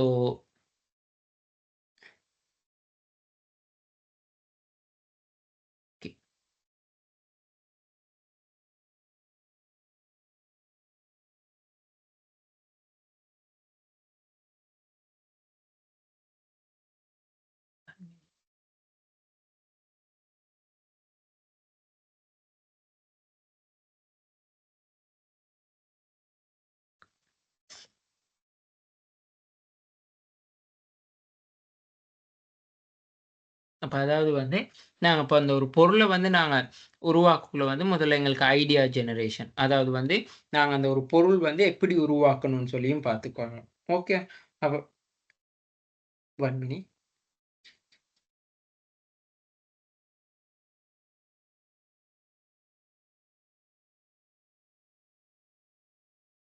okay. அப்ப அதாவது வந்து முதலாவது நாங்க அதுல சொல்றது வந்து என்னன்னு சொன்னா, ஐடியா ஜெனரேஷன். அதாவது வந்து ஒரு பொருள் வந்து கண்டிப்பா வந்து நாங்க என்ன செய்றோம்ன்னு சொன்னா, சிக்கலை தீர்க்கிறதுக்கு. அப்படி இல்லாட்டி ஏற்கனவே உள்ள தயாரிப்பு அல்லது வந்து ஏதாவது சேவைய வந்து நாங்க மேம்படுத்துறதுக்காக தான் வந்து நாங்க ஒரு பொருள் வந்து கொண்டு வரோம். அப்ப கொண்டு வரக்குள்ள வந்து அந்த பொருள் வந்து ஒரு நல்ல ஒரு ஐடியா ஜெனரேட் பண்ணக்கூடியதா நாங்க பார்க்கணும். ஒரு நல்ல ஒரு ஐடியா ஜெனரேஷன் ஆகுனா தான் வந்து என்ன நடக்கும்னா, அந்த பொருள் வந்து மார்க்கெட்க்கு வந்து நல்ல ஒரு பெஸ்ட்டா வரும். இப்ப அதாவது COVID-19 டைம்ல வந்து இப்ப நாங்க வேக்சினேஷன் கொண்டு வந்தாங்க. உதாரணத்துக்கு வந்து நாங்க என்ன அதாவது வந்து சைனா ஃபார்மர் இருந்துச்சு. அ அசோன் என்ன சொல்றது? சைனா ஃபார்மர் இருந்துச்சு. ஆ வேற அ ஆ Pfizer அந்த மாரியான நெறைய இருந்துச்சு. அது வந்து சரியான ஒரு ஐடியா ஜெனரேஷன். ஒரு சரியா அதாவது வந்து எங்களுக்கு என்னதுன்னு சொன்னா, ஒரு சிக்கல தீர்ப்பதற்கு. அப்படி இல்லாட்டி ஏற்கனவே இருக்கிற தயாரிப்புல இருந்து அப்படி இல்லாட்டி வந்து ஒரு ஒரு ஒரு டெவலப்மென்ட் பண்றதுக்கா இருக்கணும். இப்ப இப்ப நாங்க மருந்து ஏற்கனவே இருக்கிற மருந்து நாங்க யூஸ் பண்ண அந்த மருந்துக்கு வந்து இன்னும் புதிய நோய் எதிர்ப்பு சக்தி அந்த மாரி. இப்ப எய்ட்ஸ வந்து கட்டுப்படுத்தக்கூடிய மருந்து புதுசா கண்டுபிடிக்கிறது. அதுக்கான சிறந்த ஐடியா ஒரு ஜெனரேஷன். அதத்தான் அங்கன சொல்றாங்க. அடுத்தது மார்க்கெட் ரிசர்ச். அப்ப நாங்க ஒரு பொருள் வந்து சந்தையில தானே முன்வைக்க போறோம். அப்ப சந்தை பற்றிய ஆராய்ச்சி ஒண்ணு கண்டிப்பா இருக்கணும். சந்தைய பத்தி எங்களுக்கு தகவல் தெரிஞ்சு கொள்ளணும். அப்ப அதாவது வந்து நாங்க சந்தைய பகுப்பாய்வு செய்யக்குள்ள தான் வாடிக்கையாளர்ட்ட உண்மையான டிமாண்ட்ஸ் என்ன இருக்கு? எங்களுக்கு யாரு காம்படிட்டர்ஸ் இருக்காங்க?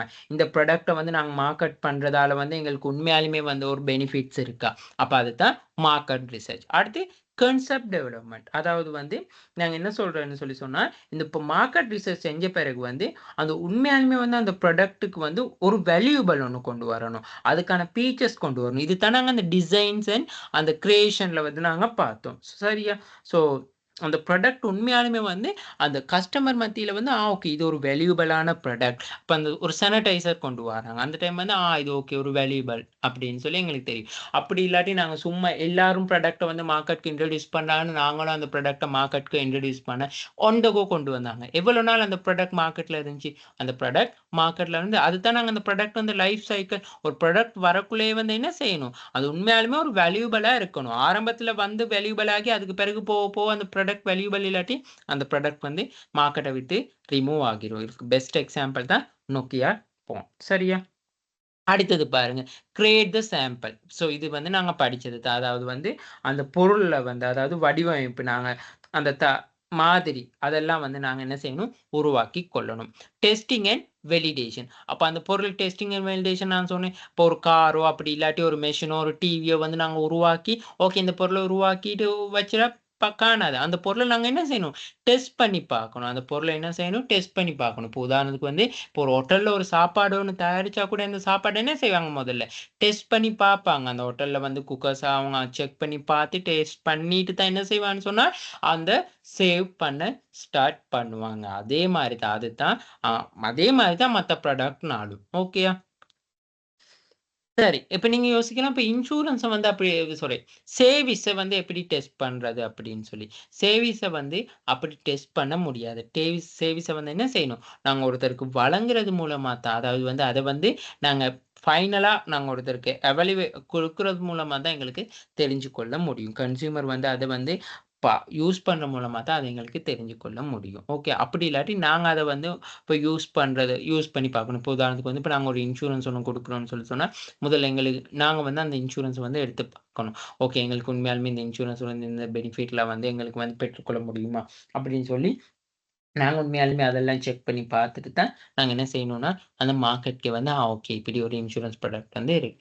ஓகே நல்ல பெஸ்ட்டுன்னு சொல்லி சொல்லக்கூடிய மாரி இருக்கணும். சரியா?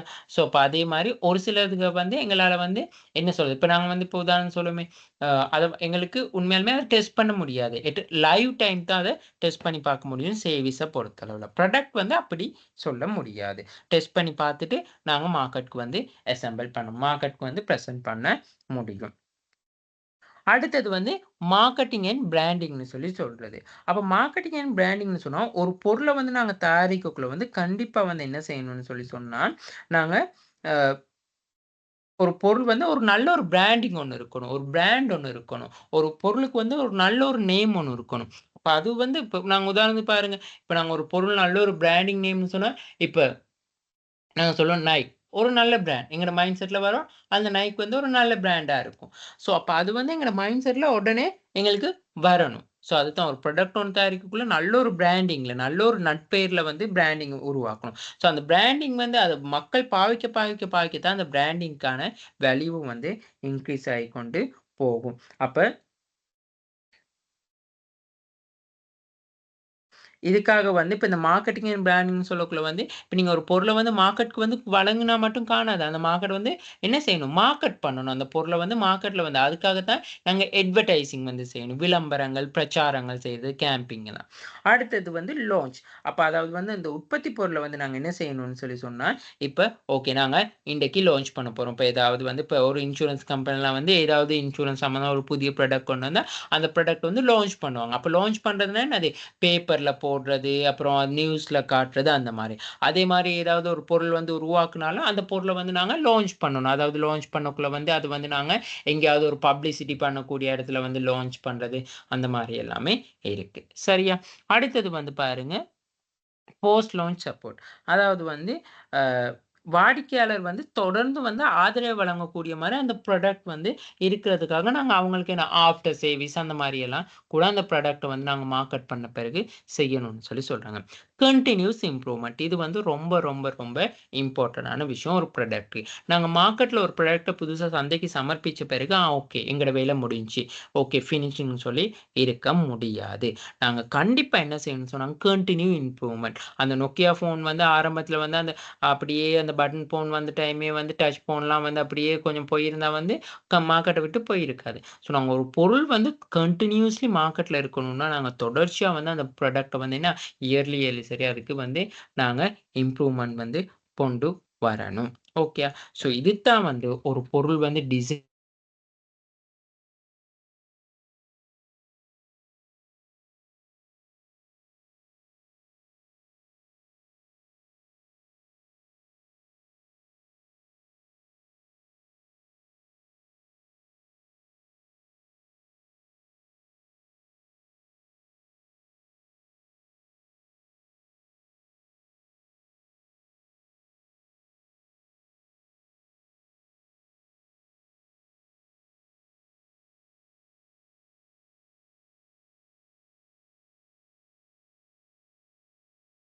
Okay.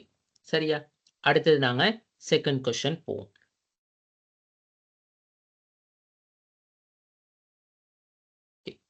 Effective capacity management always contribute to improve the customer satisfaction and loyalty.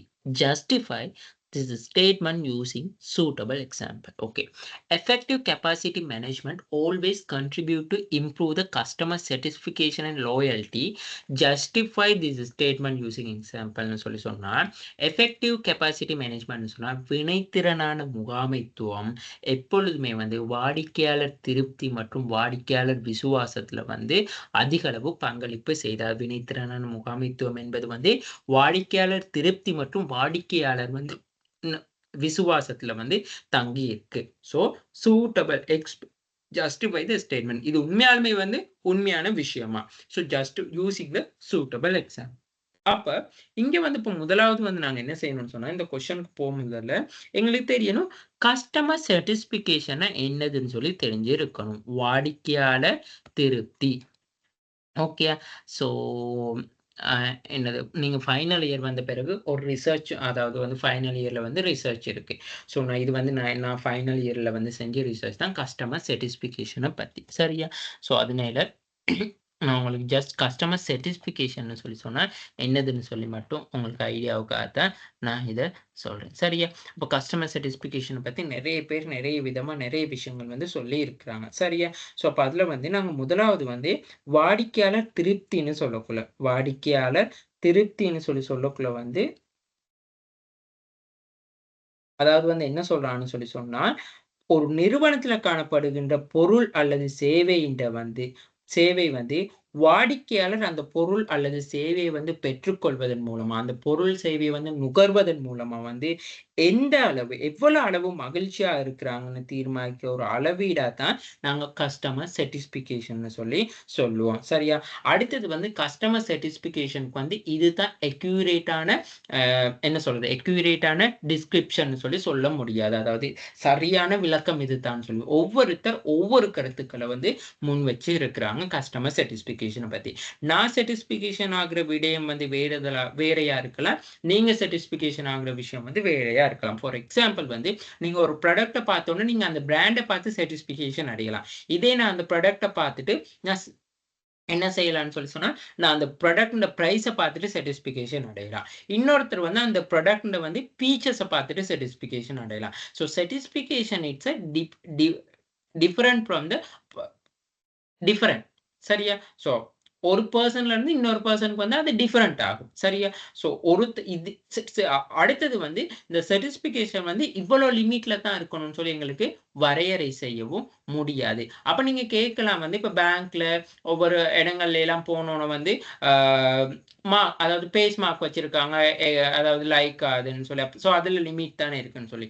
அது வந்து ஜஸ்ட் எங்களுக்கு வந்து ஒரு அப்டேட் எடுத்துக்கொள்ள, ஒரு ஃபீட்பேக் எடுத்துக்கொள்றதுக்காக தான் அது வச்சிருக்காங்க. சோ வாடிக்கையாளர் வந்து மிக நன்றின்னு சொல்லி அதாவது வந்து ஹேப்பி ஸ்மைல் ஒண்ணு போட்டோம்னா, உண்மையாலுமே வந்து அவரோட சாட்டிஸ்ஃபிகேஷன் வந்து ஹை லெவல்ல இருக்குமான்னு சொல்லி எதிர்பார்த்தா நத்திங். அது வந்து நாங்க சொல்ல முடியாது. சம்டைம்ஸ் அத வந்து நாங்க எங்களுக்கு ஒரு மெஷர் பண்ணிக்கொள்ள கஷ்டம். ஒரு சாட்டிஸ்ஃபிகேஷன் சொன்னோம். ஒருத்தரோட திருப்தி அடைகிறாதுன்னு சொல்றத வந்து எங்களால வந்து மெஷர் பண்ணிக்கொள்ள முடியாது. இருப்பினும் வந்து ஒரு சில காரணிகள், ஒரு சில என்ன சொல்றது? ஒரு சில அளவுகோல்கள்ல வந்து நாங்க கஸ்டமர் சாட்டிஸ்ஃபிகேஷன் அந்த நிறுவனங்கள் வந்து மெஷர் பண்றாங்க.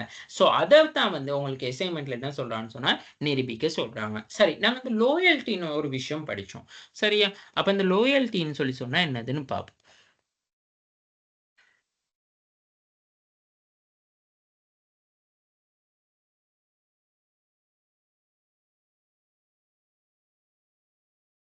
ஓகே.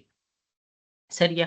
அப்ப இந்த கஸ்டமர் லாயல்டின்னு சொல்ற விஷயம் வந்து உடனே வந்து எங்களுக்கு வந்து கிடைக்காது. ஒரு நிறுவனத்துக்கு கஸ்டமர் லாயல்டின்னு சொல்ற விஷயம் வந்து உடனடியா கிடைக்காது. அது எப்படி கிடைக்கும்னு சொல்லி சொன்னா, ஒருத்தருக்கு வந்து நாங்க நல்ல அதாவது வந்து சர்விஸ் குவாலிட்டி அதாவது வந்து சர்விஸ் குவாலிட்டின்னு சொல்லி சொன்னா, ஆ என்ன சொல்றது? நாங்க ஒருத்தருக்கு வந்து எவ்வளவுத்துக்கு தூரம் வந்து அந்த பொருள் அப்படி இல்லாட்டி சேவை தொடர்பா வந்து அவருக்கு வந்து ஒரு சர்விஸ் குவாலிட்டி அதாவது சேவைய வழங்குறோமோ, இப்போ உதாரணத்துக்கு வந்து நீங்க வந்து ஒரு ஹாஸ்பிட்டல் போறீங்கன்னா, உங்களுக்கு அந்த ஹாஸ்பிட்டல்ல வந்து பெனிஃபிட். அதாவது உங்களுக்கு வந்து மருந்து எடுக்கிறது மட்டும் இல்ல உங்களோட வந்து நோக்கமா இருக்கும். உங்கள எப்படி அந்த டாக்டர்ஸ்மாரு கவனிக்கிறாங்க. சோ அங்க வந்து மத்தவங்க எப்படி இருக்காங்க, எப்படி உங்கள வந்து உங்களோட வந்து பழகுறாங்க, சகஜமா எப்படி பேசி பழகுறாங்க. சோ அந்த இப்போ ஹாஸ்பிட்டல்ல இருக்க மெடிசின்ஸ்ல இருந்து பிரைஸ் என்ன மாரி இருக்கு? அந்த ஹாஸ்பிட்டல்ல குடுக்குற சாப்பாடு எப்படி இருக்கு? என்வைரன்மென்ட் எப்படி இருக்கு? அந்த ஹாஸ்பிட்டல்ல ட்ரீட்மெண்ட் வந்து உடனே குணமாகுதா? ஸோ இது நெறைய காரணிகள் இருக்கு. ஸோ இதெல்லாம் பார்த்து தான் வந்து என்ன நடக்குதுன்னு சொல்லி சொன்னா, நீங்க வந்து ஓகே சாட்டிஸ்ஃபிகேஷன் ஆகுவீங்க. ஸோ அப்படி சாட்டிஸ்ஃபிகேஷன் ஆகுறது மூலமா தான் என்ன செய்வீங்கன்னு சொன்னா, கஸ்டமர் லாயல்டி அதாவது வாடிக்கையாளர் விசுவாசம்னு சொல்லி அங்க அதிகரிக்கப்படுது.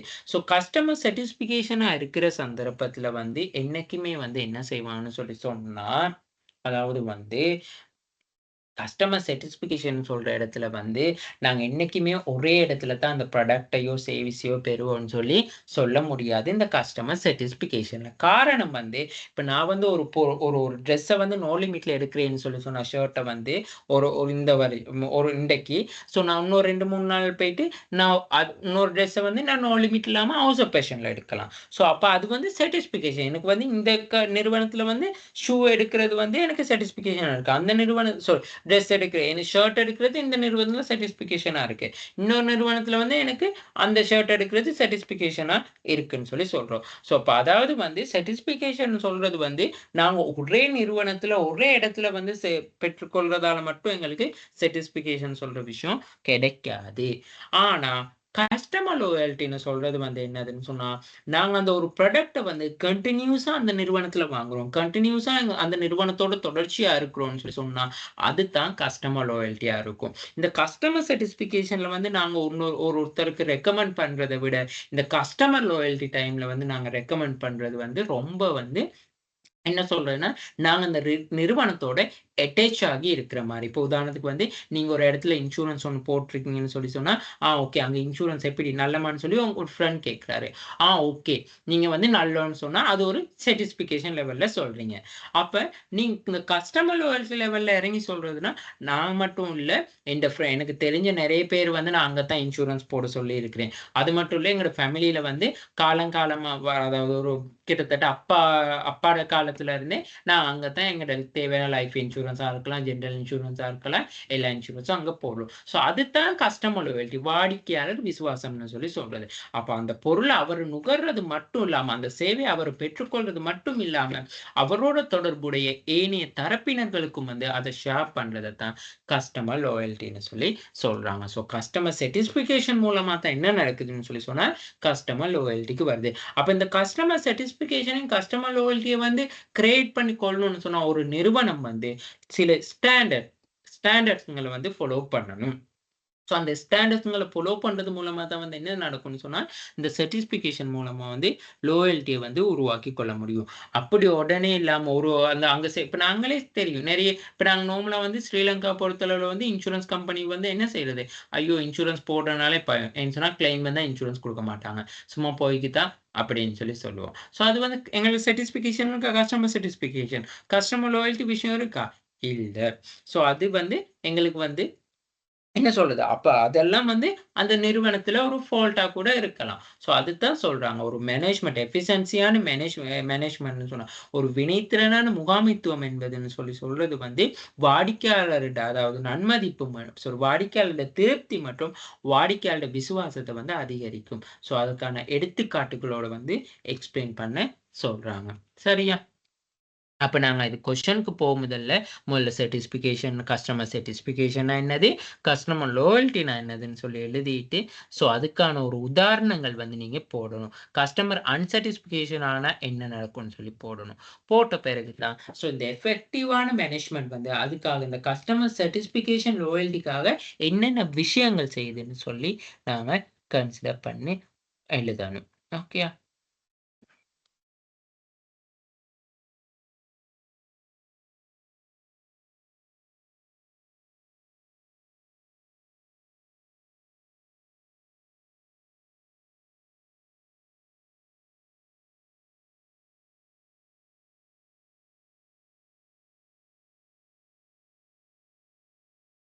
ஓகே. முதலாவது வந்து reduce the waiting times.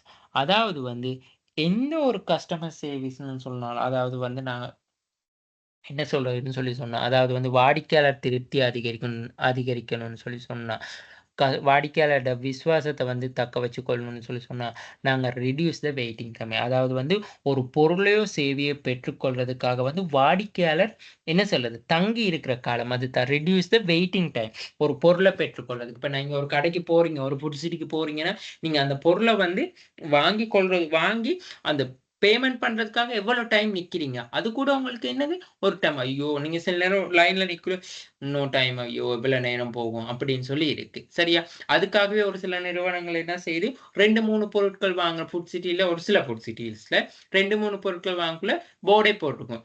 2 wore 3 below 5 things. 5 things மாரி குறைவா இருக்கணும். கேஷ் பேமெண்ட் ஆட்களுக்கு துண்டா. இப்ப நோ லிமிட்லலாம் அப்படித்தான். கேஷ் பேமெண்ட் துண்டா. கார்ட் பேமெண்ட் துண்டா. அப்படி இருக்கு. சரியா? அது மட்டும் இல்லாம, அம் என்ன சொல்றது? ஸோ அந்த வெயிட்டிங் டைம குறைக்கிறதுக்காக மேலதிகமா கவுண்டர்ஸ் போடுறாங்க. நெறைய ஒரு 4, 5 கவுண்டர்ஸ் போட்டு வைக்கிறாங்க. ஸோ இது எல்லாமே வந்து ஒரு எஃபெக்டிவான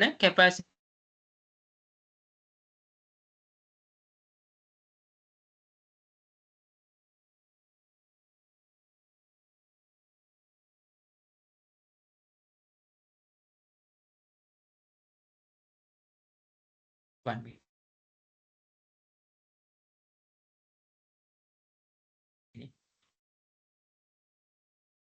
1 மினிட்.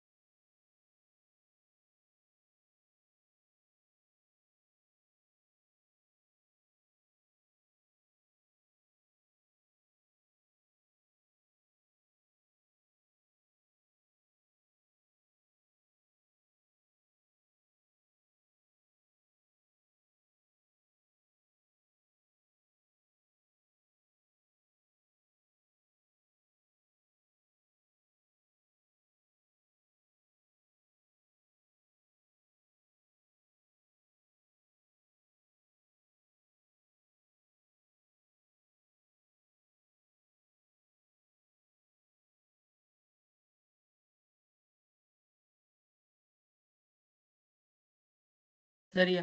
அடுத்தது வந்து ஃப்ளெக்ஸிபிலிட்டி அண்ட் ரெஸ்பான்சிவ்னஸ்ன்னு சொல்லி சொல்லக்குள்ள வந்து என்னதுன்னு சொல்லி சொன்னா அதாவது நெகிழ்வுத்தன்மை. இப்ப நெகிழ்வுத்தன்மைன்னு சொல்லக்குள்ள வந்து, இப்ப கஸ்டமர் ஒருத்தர் வாராங்கன்னு சொன்னா, ஸோ நாங்க ஃப்ளெக்சிபிள் ஆகணும். ஓகே. இப்போ உதாரணத்துக்கு வந்து பாருங்க, இப்ப ஒருத்தர் வந்து இப்ப லைன்ல எல்லாம் நின்று கொண்டு இருக்காங்க. இப்ப லைன்ல நின்று கொண்டு இருக்கக்குள்ள, திடீர்னு ஒரு ஒரு பிரெக்னன்ட் லேடியோ, அப்படி இல்லாட்டி ஒரு வயசு போனவங்க வரக்குள்ள, நாங்க ஜஸ்ட் என்ன செய்யணும், அவங்களுக்கு வந்து முன்னுக்கு வந்து சர்வீஸ குடுக்குறோம். அப்படி இல்லாட்டி யாராவது ஒரு நிறுவனத்துக்கு ஒரு மதகுருமார்கள் வந்திருந்தாவோ, ஸோ அவங்களுக்கு அந்த சர்வீஸ வழங்கிட்டு, அடுத்த பெர்சனுக்கு வந்தோம். அப்ப ஒரு ஃப்ளெக்சிபிலிட்டி ஆகணும். ஸோ இது எல்லாமே வந்து ஒரு ஒரு முகாமைத்துவத்துல வந்து மேற்கொள்ளக்கூடிய நடவடிக்கைகளா தான் இருக்கும். சரியா?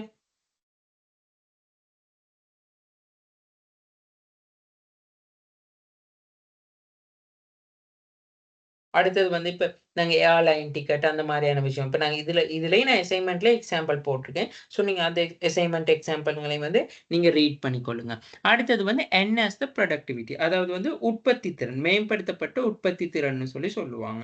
அதாவது வந்து இப்ப நாங்க வந்து வாடிக்கையாளர்களுக்கு வந்து என்ன செய்யணும்னு சொன்னா, இந்த உற்பத்தி அதாவது வந்து இத நாங்க சொல்றது வந்து ஒ செயன்முறைகள். இப்போ ஒரு ஒரு கஸ்டமர் சர்விஸ் வந்து இப்போ ஒருத்தர் வந்து இப்போ உதாரணத்துக்கு வந்து ஒரு பேங்க்குக்கு வாரார்ன்னு சொன்னா, பேங்க்ல வந்து நாங்க அந்த அடகு சேவை நிலையம். அவருக்கு அந்தந்த செக்ஷனுக்கு வந்து நாங்க ஏன் இதாக்கியிருக்கோம்னு சொன்னா, போர்ட் போட்டுக்கோன்னு சொன்னா, அவரு ஈஸியா வந்து ஐடென்டிஃபை பண்ணிக்கொண்டு அங்கன போவார். ஸோ அங்கன வந்து என்ன செய்றது? தடுமாறிக்கொண்டு இருக்கக்கூடாது. ஒரு ப்ராடக்ட்னாலும் வந்து இப்ப இப்ப பாருங்க ஃபுட் சிட்டிலலாம் கண்டிப்பா இந்த ப்ராடக்ட் எல்லாம் அதாவது வந்து என்ன சொல்றது? ம் குட்ஸ் லிக்விட் குட்ஸ் எல்லாம் ஒரு பக்கம். வாஷ்ரூம் பயன்படுத்தக்கூடிய ஐட்டம்ஸ்லாம் ஒரு பக்கம். மீல்ஸ் அந்த மாரி எல்லாம் ஒரு வெஜிடபிள் ஒரு சைட். ஸோ அது வந்து என்ஹான்ஸ் த புரொடக்டிவிட்டின்னு சொல்றது. அப்ப நாங்க வந்து அத வந்து நாங்க சொல்றது வந்து என்னதுன்னா, அந்த ஒரு உற்பத்தி வந்து அதாவது வந்து சிறந்த முறையில வந்து அவங்களுக்கு வந்து ஒரு செலக்ட் பண்ணி எடுத்துக்கொள்றதுக்கெல்லாம் வந்து ஈஸியா இருக்கணும். அங்கன வந்து தடுமாறிக்கொண்டு அப்படி இருக்கக்கூடாது.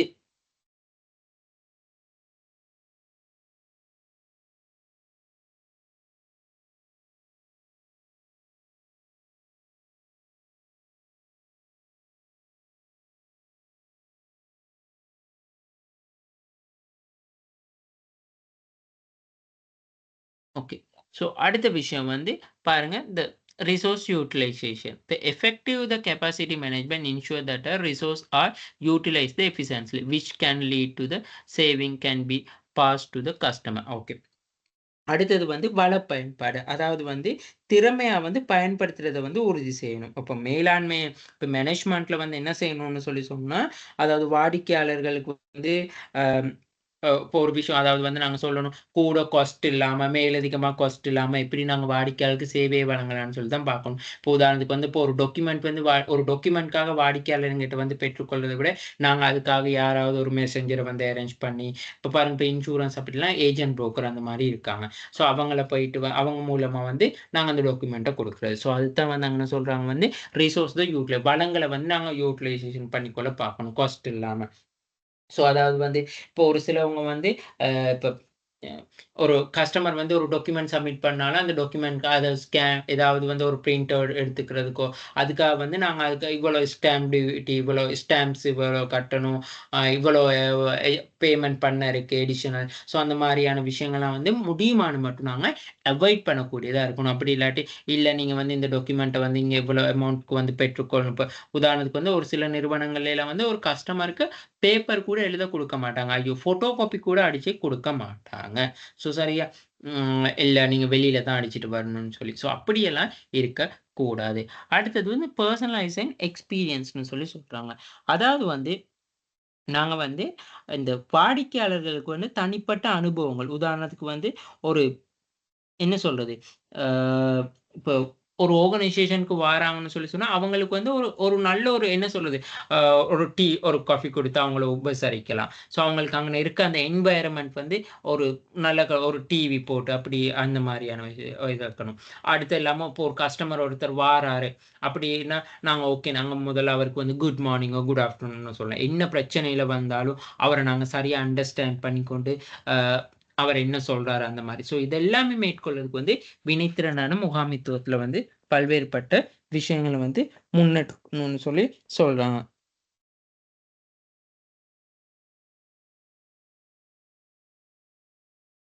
ஸோ அடுத்தது வந்து இப்ப பாருங்க, இப்போ ஒரு சில கஸ்டமர்ஸ் வந்து இப்ப ஓகே இப்ப நாங்க அப்பாயின்ட்மென்ட் போட்டு வர அந்த மாரி அரேஞ்ச் பண்ணி குடுக்கலாம். ஸோ அதுகள் எல்லாமே வந்து நாங்க கொண்டு வர ஐடியாஸ். இப்போ ஒரு ஒரு ஆர்கனைசேஷன்ல வரணும்னா, ஓகே நீங்க வந்து இந்த டேட்ல வாங்க. இப்போ ஏதாவது ஒரு லோன் சைன் பண்ணிக்கொள்ளலாம், லோன் அப்ரூவல் பண்ணிக்கலாம்.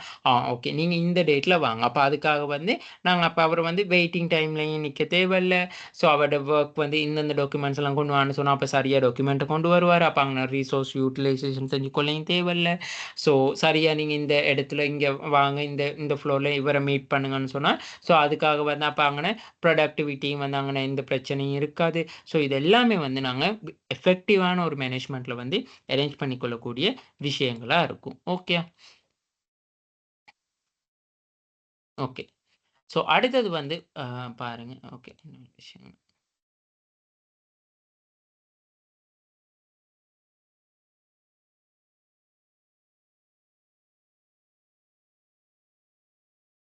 அடுத்தது வந்து, இப்ப நான் இந்த கஸ்டமர் சாட்டிஸ்ஃபிகேஷன் அது மட்டும் இல்லாம கஸ்டமர் லாயல்டின்னு சொல்லி சொன்னா, நான் கண்டிப்பா என்ன செய்யணும்னு சொல்லி சொன்னா, கஸ்டமர் சொல்றத முதல்ல கேட்கணும். அதாவது வந்து making the customer feel important. அப்ப நாங்க கஸ்டமர் எங்களுக்கு ரொம்ப முக்கியமானவங்கன்னு சொல்லி உணர வைக்கணும். அப்படி இல்லாம, இல்ல நீங்க சொல்றது எங்களுக்கு கேட்க இயலாது. நீங்க யாரோ அது நேரத்துல ஒரு சில கஸ்டமர்ஸ் இப்போ என்ன செய்றதுன்னு சொன்னா, ஆர்கனைசேஷன்ல வந்து கஸ்டமர்ஸ் வந்து வெளியேறதுக்கான காரணமே அப்படித்தான். அதாவது வாடிக்கையாளர்கள் வந்து நன்கு உபசரிக்க தெரியாது. இப்ப நீங்களே ஒரு ஷாப்புக்கு போயிட்டு வந்து நீங்க வந்து சாமான் கேட்டிருக்கீங்க. அவரு உங்கள கவனிக்காம அவர் வேலைய பார்த்துக் கொண்டு இருந்தா, அப்படி இல்லாட்டி அவர் வேற கஸ்டமர பார்த்துக் கொண்டிருந்தா கூட உங்களுக்கு கோவம் வரும். என்னதான் இன்னொரு கஸ்டமர் அவர் பார்த்துக் கொண்டிருந்தாலும், நீங்க வந்தோன அட்டெண்ட் ஆகணும்னால, good morning sir, good afternoon sir. Okay நீங்க என்ன பார்க்குறீங்க?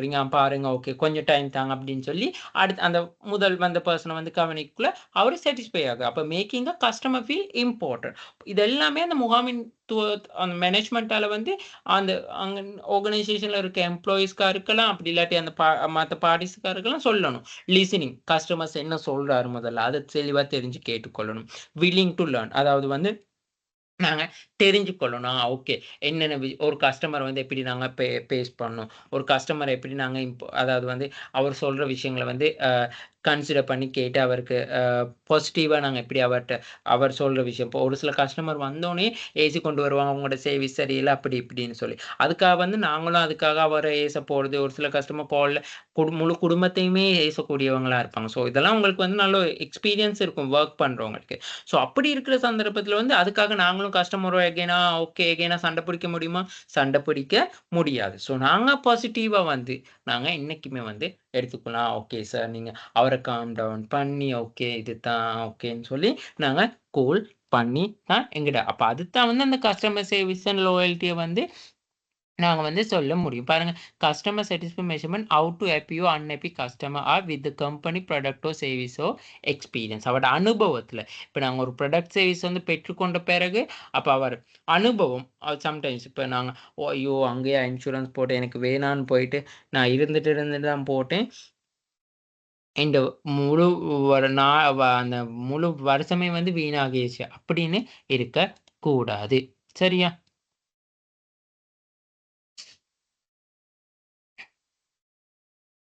ஓகே. அப்ப அந்த வாடிக்கையாளருக்கு வந்து ட்ரெய்னிங் பண்ணக்குள்ள வந்து நாங்க என்ன செய்யணும்னு சொல்லி சொன்னா, அ என்னது? அதாவது வந்து அ கம்யூனிகேஷன் தொடர்பாடல் வந்து சிறந்த முறையில இருக்கணும். ஓகே. இப்ப நாங்க கஸ்டமர்ட்ட ஃபோன்ல ஒரு விஷயம் சொல்லுவோம். லெட்டர்ல வந்து ஒரு விஷயத்த எழுதியிருப்போம். நேர்ல கண்டோன ஒரு மாரி. அப்படி இருக்கக்கூடாது. தெளிவா தொடர்பு படுத்தப்பட்டிருக்கணும். சரியா? ஸோ அந்த மாரியான விஷயங்கள் எல்லாம் கன்சிடர் பண்ணி இருக்கணும். அடுத்தது வந்து என்னதுன்னா, அ என்ன சொல்றது? எம்பதி. யார் கஸ்டமர்ஸ் ன்னு சொல்லக்குள்ள வந்து, ஓகே. இப்போ உதாரணத்துக்கு வந்து ஒரு இன்சூரன்ஸ் போடுறான்னு வந்தா, 3 வீல் இன்சூரன்ஸ் போடுற கஸ்டமர் ஒரு மாரியும், இதே BMW வெஹிக்கிள் இன்சூரன்ஸ் போடுற கஸ்டமர் ஒரு மாரியும் எங்களால ஹேண்டில் பண்ண முடியாது. கஸ்டமர்ன்னு சொன்னா எல்லாரும் ஒரே கஸ்டமர் தான். சரியா? ஸோ அவர்ட்ட கொஞ்சம் கூட காசு இருக்கு. அவர் நல்ல அட்ராக்டிவான பெர்சனா இருக்காரு. அப்படின்னு சொல்லி நாங்க யாரையும் எதுவும் கஸ்டமர்னா ஈக்குவலா எல்லாரையும் கவனிக்கணும். செல்ஃப் கண்ட்ரோல் இருக்கணும். ஏன் நாங்க செல்ஃப் கண்ட்ரோல்ன்னு சொல்லி சொன்னா, என்னத்தான் ஒரு கஸ்டமர் வந்து எங்களால வந்து ஏசுனாலும், திட்டினாலும் அவருக்கு நாங்க அந்த டைம்ல அவரு சரியான சர்வீஸ் இருக்காது. அவரு வந்து ஃபோன் பண்ணி பார்த்திருப்பாரு. நாங்க ஃபோன் ஆன்ஸர் பண்ணியிருக்க மாட்டோம். சம்டைம்ஸ் அந்த அந்த மிஸ்டேக்ஸ வந்து நாங்க செஞ்சிருக்க மாட்டோம். நாங்க எங்களால எந்த இதுவுமே நடந்திருக்காது. பட் எங்க கம்பெனியால யாரோ ஒரு பெர்சனால யார் எந்த ஒரு சிச்சுவேஷன்ல வந்து நடந்திருக்கலாம். ஸோ அதுக்காக வந்து நாங்க என்ன செய்யணும்னு சொல்லி சொன்னா, அவாய்ட் பண்ணாம இருக்க முடியாது. கஸ்டமர் அதுக்காக நாங்க செய்யல தானே, ஸோ நீங்க அவர் செஞ்சவர்ட்ட போயிட்டு கேட்டுங்கன்னு சொல்லி சொல்ல முடியாது. சரியா? அடுத்தது வந்து என்னது டேக்கிங் ரெஸ்பான்சிபிலிட்டி. அப்ப கஸ்டமர் நாங்க வந்து ஓகே நான் இப்போ ஒரு விஷயத்த செஞ்சு தரேன்னு சொல்லி நான் எடுத்தேன்னு சொன்னா, அந்த விஷயத்த நான் கஸ்டமருக்கு தெளிவா செஞ்சு குடுக்கணும். ஸோ அப்படி இல்லாம நான் அத இக்னோர் பண்றது, அந்த மாரியான விஷயங்கள்லாம் வந்து முடியுமான மட்டும் அவாய்ட் பண்ணணும். ஓகே. இப்ப பாருங்க இப்ப ஏஜென்ட் புரோக்கர்ஸ்லாம் இன்சூரன்ஸ் போடுறவங்கலாம் வந்து ஓகே உங்களுக்கு கிளைம தாரேன், கிளைம் செட் ப கிளைம் நீங்க இன்சூரன்ஸ் போடுங்க நான் கிளைம் எடுத்து தரேன்னு சொல்லி சொல்லுவாங்க. கிளைம் ஏதாவது வந்த பிறகு ஏஜென்ட்க்கு கால் பண்ணாலும் ஃபோன் ஆன்சர் இருக்காது அந்த மாரி. சரியா? ஸோ ம் என்ன சொல்றது? அ கஸ்டமர் சொல்றதெல்லாம் நாங்க தெளிவா கேட்டுக்கொள்ளணும். ஸோ அந்த மாரி நெறைய விஷயங்கள் இருக்கு. ஓகேயா? Clear communication skill. Try to best and handle the case of explain the matter of அப்ப அவர் சொல்ற விஷயங்கள்லாம் தெளிவா புரிஞ்சுக்கணும். இது எல்லாமே வந்து அந்த முகாமைத்துவத்தில வந்து மேற்கொள்ள வேண்டிய நடவடிக்கைகள். ஸோ இது மட்டும் இல்லாம கஸ்டமர் அதாவது வந்து இது கஸ்டமர் சேவை தொடர்பான ட்ரெய்னிங் வழங்கணும். எம்ப்ளாயீஸ்ல இருக்க எல்லா எம்ப்ளாய்க்கும் ட்ரெய்னிங் அண்ட் டெவலப்மென்ட் குடுக்கணும். ஸோ கஸ்டமர் சர்வீஸ வந்து அ என்ன சொல்றது? ஸோ அந்த முகாமைத்துவ அப்ப ஸ்டாண்டர்டான டைம்ன்னு வச்சுக்கணும். ஓகே இந்த ஒரு 10 மினிட்ஸ்க்குள்ள கஸ்டமர் வந்து இப்ப இத்தன கஸ்டமர நீங்க வந்து ஹேண்டில் பண்ணணும். ஸோ அந்த மாரியான விஷயங்கள் இருக்கு. ஸோ ஆ இதுகள் தான் வந்து ஒரு எஃபெக்டிவான ஒரு மேனேஜ்மென்ட்ல வந்து கஸ்டமர் சாட்டிஸ்ஃபிகேஷன் வந்து இன்கிரீஸ் பண்ணக்கூடிய அதாவது கஸ்டமர் லாயல்ட்டிய வந்து ஆ க உருவாக்கக்கூடியதுக்கான எக்ஸாம்பிள். ஓகேயா? ஸோ இதுவும் வந்து 20 மார்க்ஸுக்கு தான் உங்களுக்கு கேட்டிருக்காங்க. ஸோ இந்த விஷயங்கள் எல்லாமே எழுதினா ஓகே. சரியா? ஸோ இந்த உதாரணங்கள் வந்து கண்டிப்பா குடுங்க. உதாரணங்களோட வந்து சாம்பிள செய்யுங்க. ஓகேயா? அடுத்த ரெக்கார்டிங்ல வந்து நாங்க பார்ப்போம். ஆ 3வது கொஸ்டினும், 4வது கொஸ்டினும்.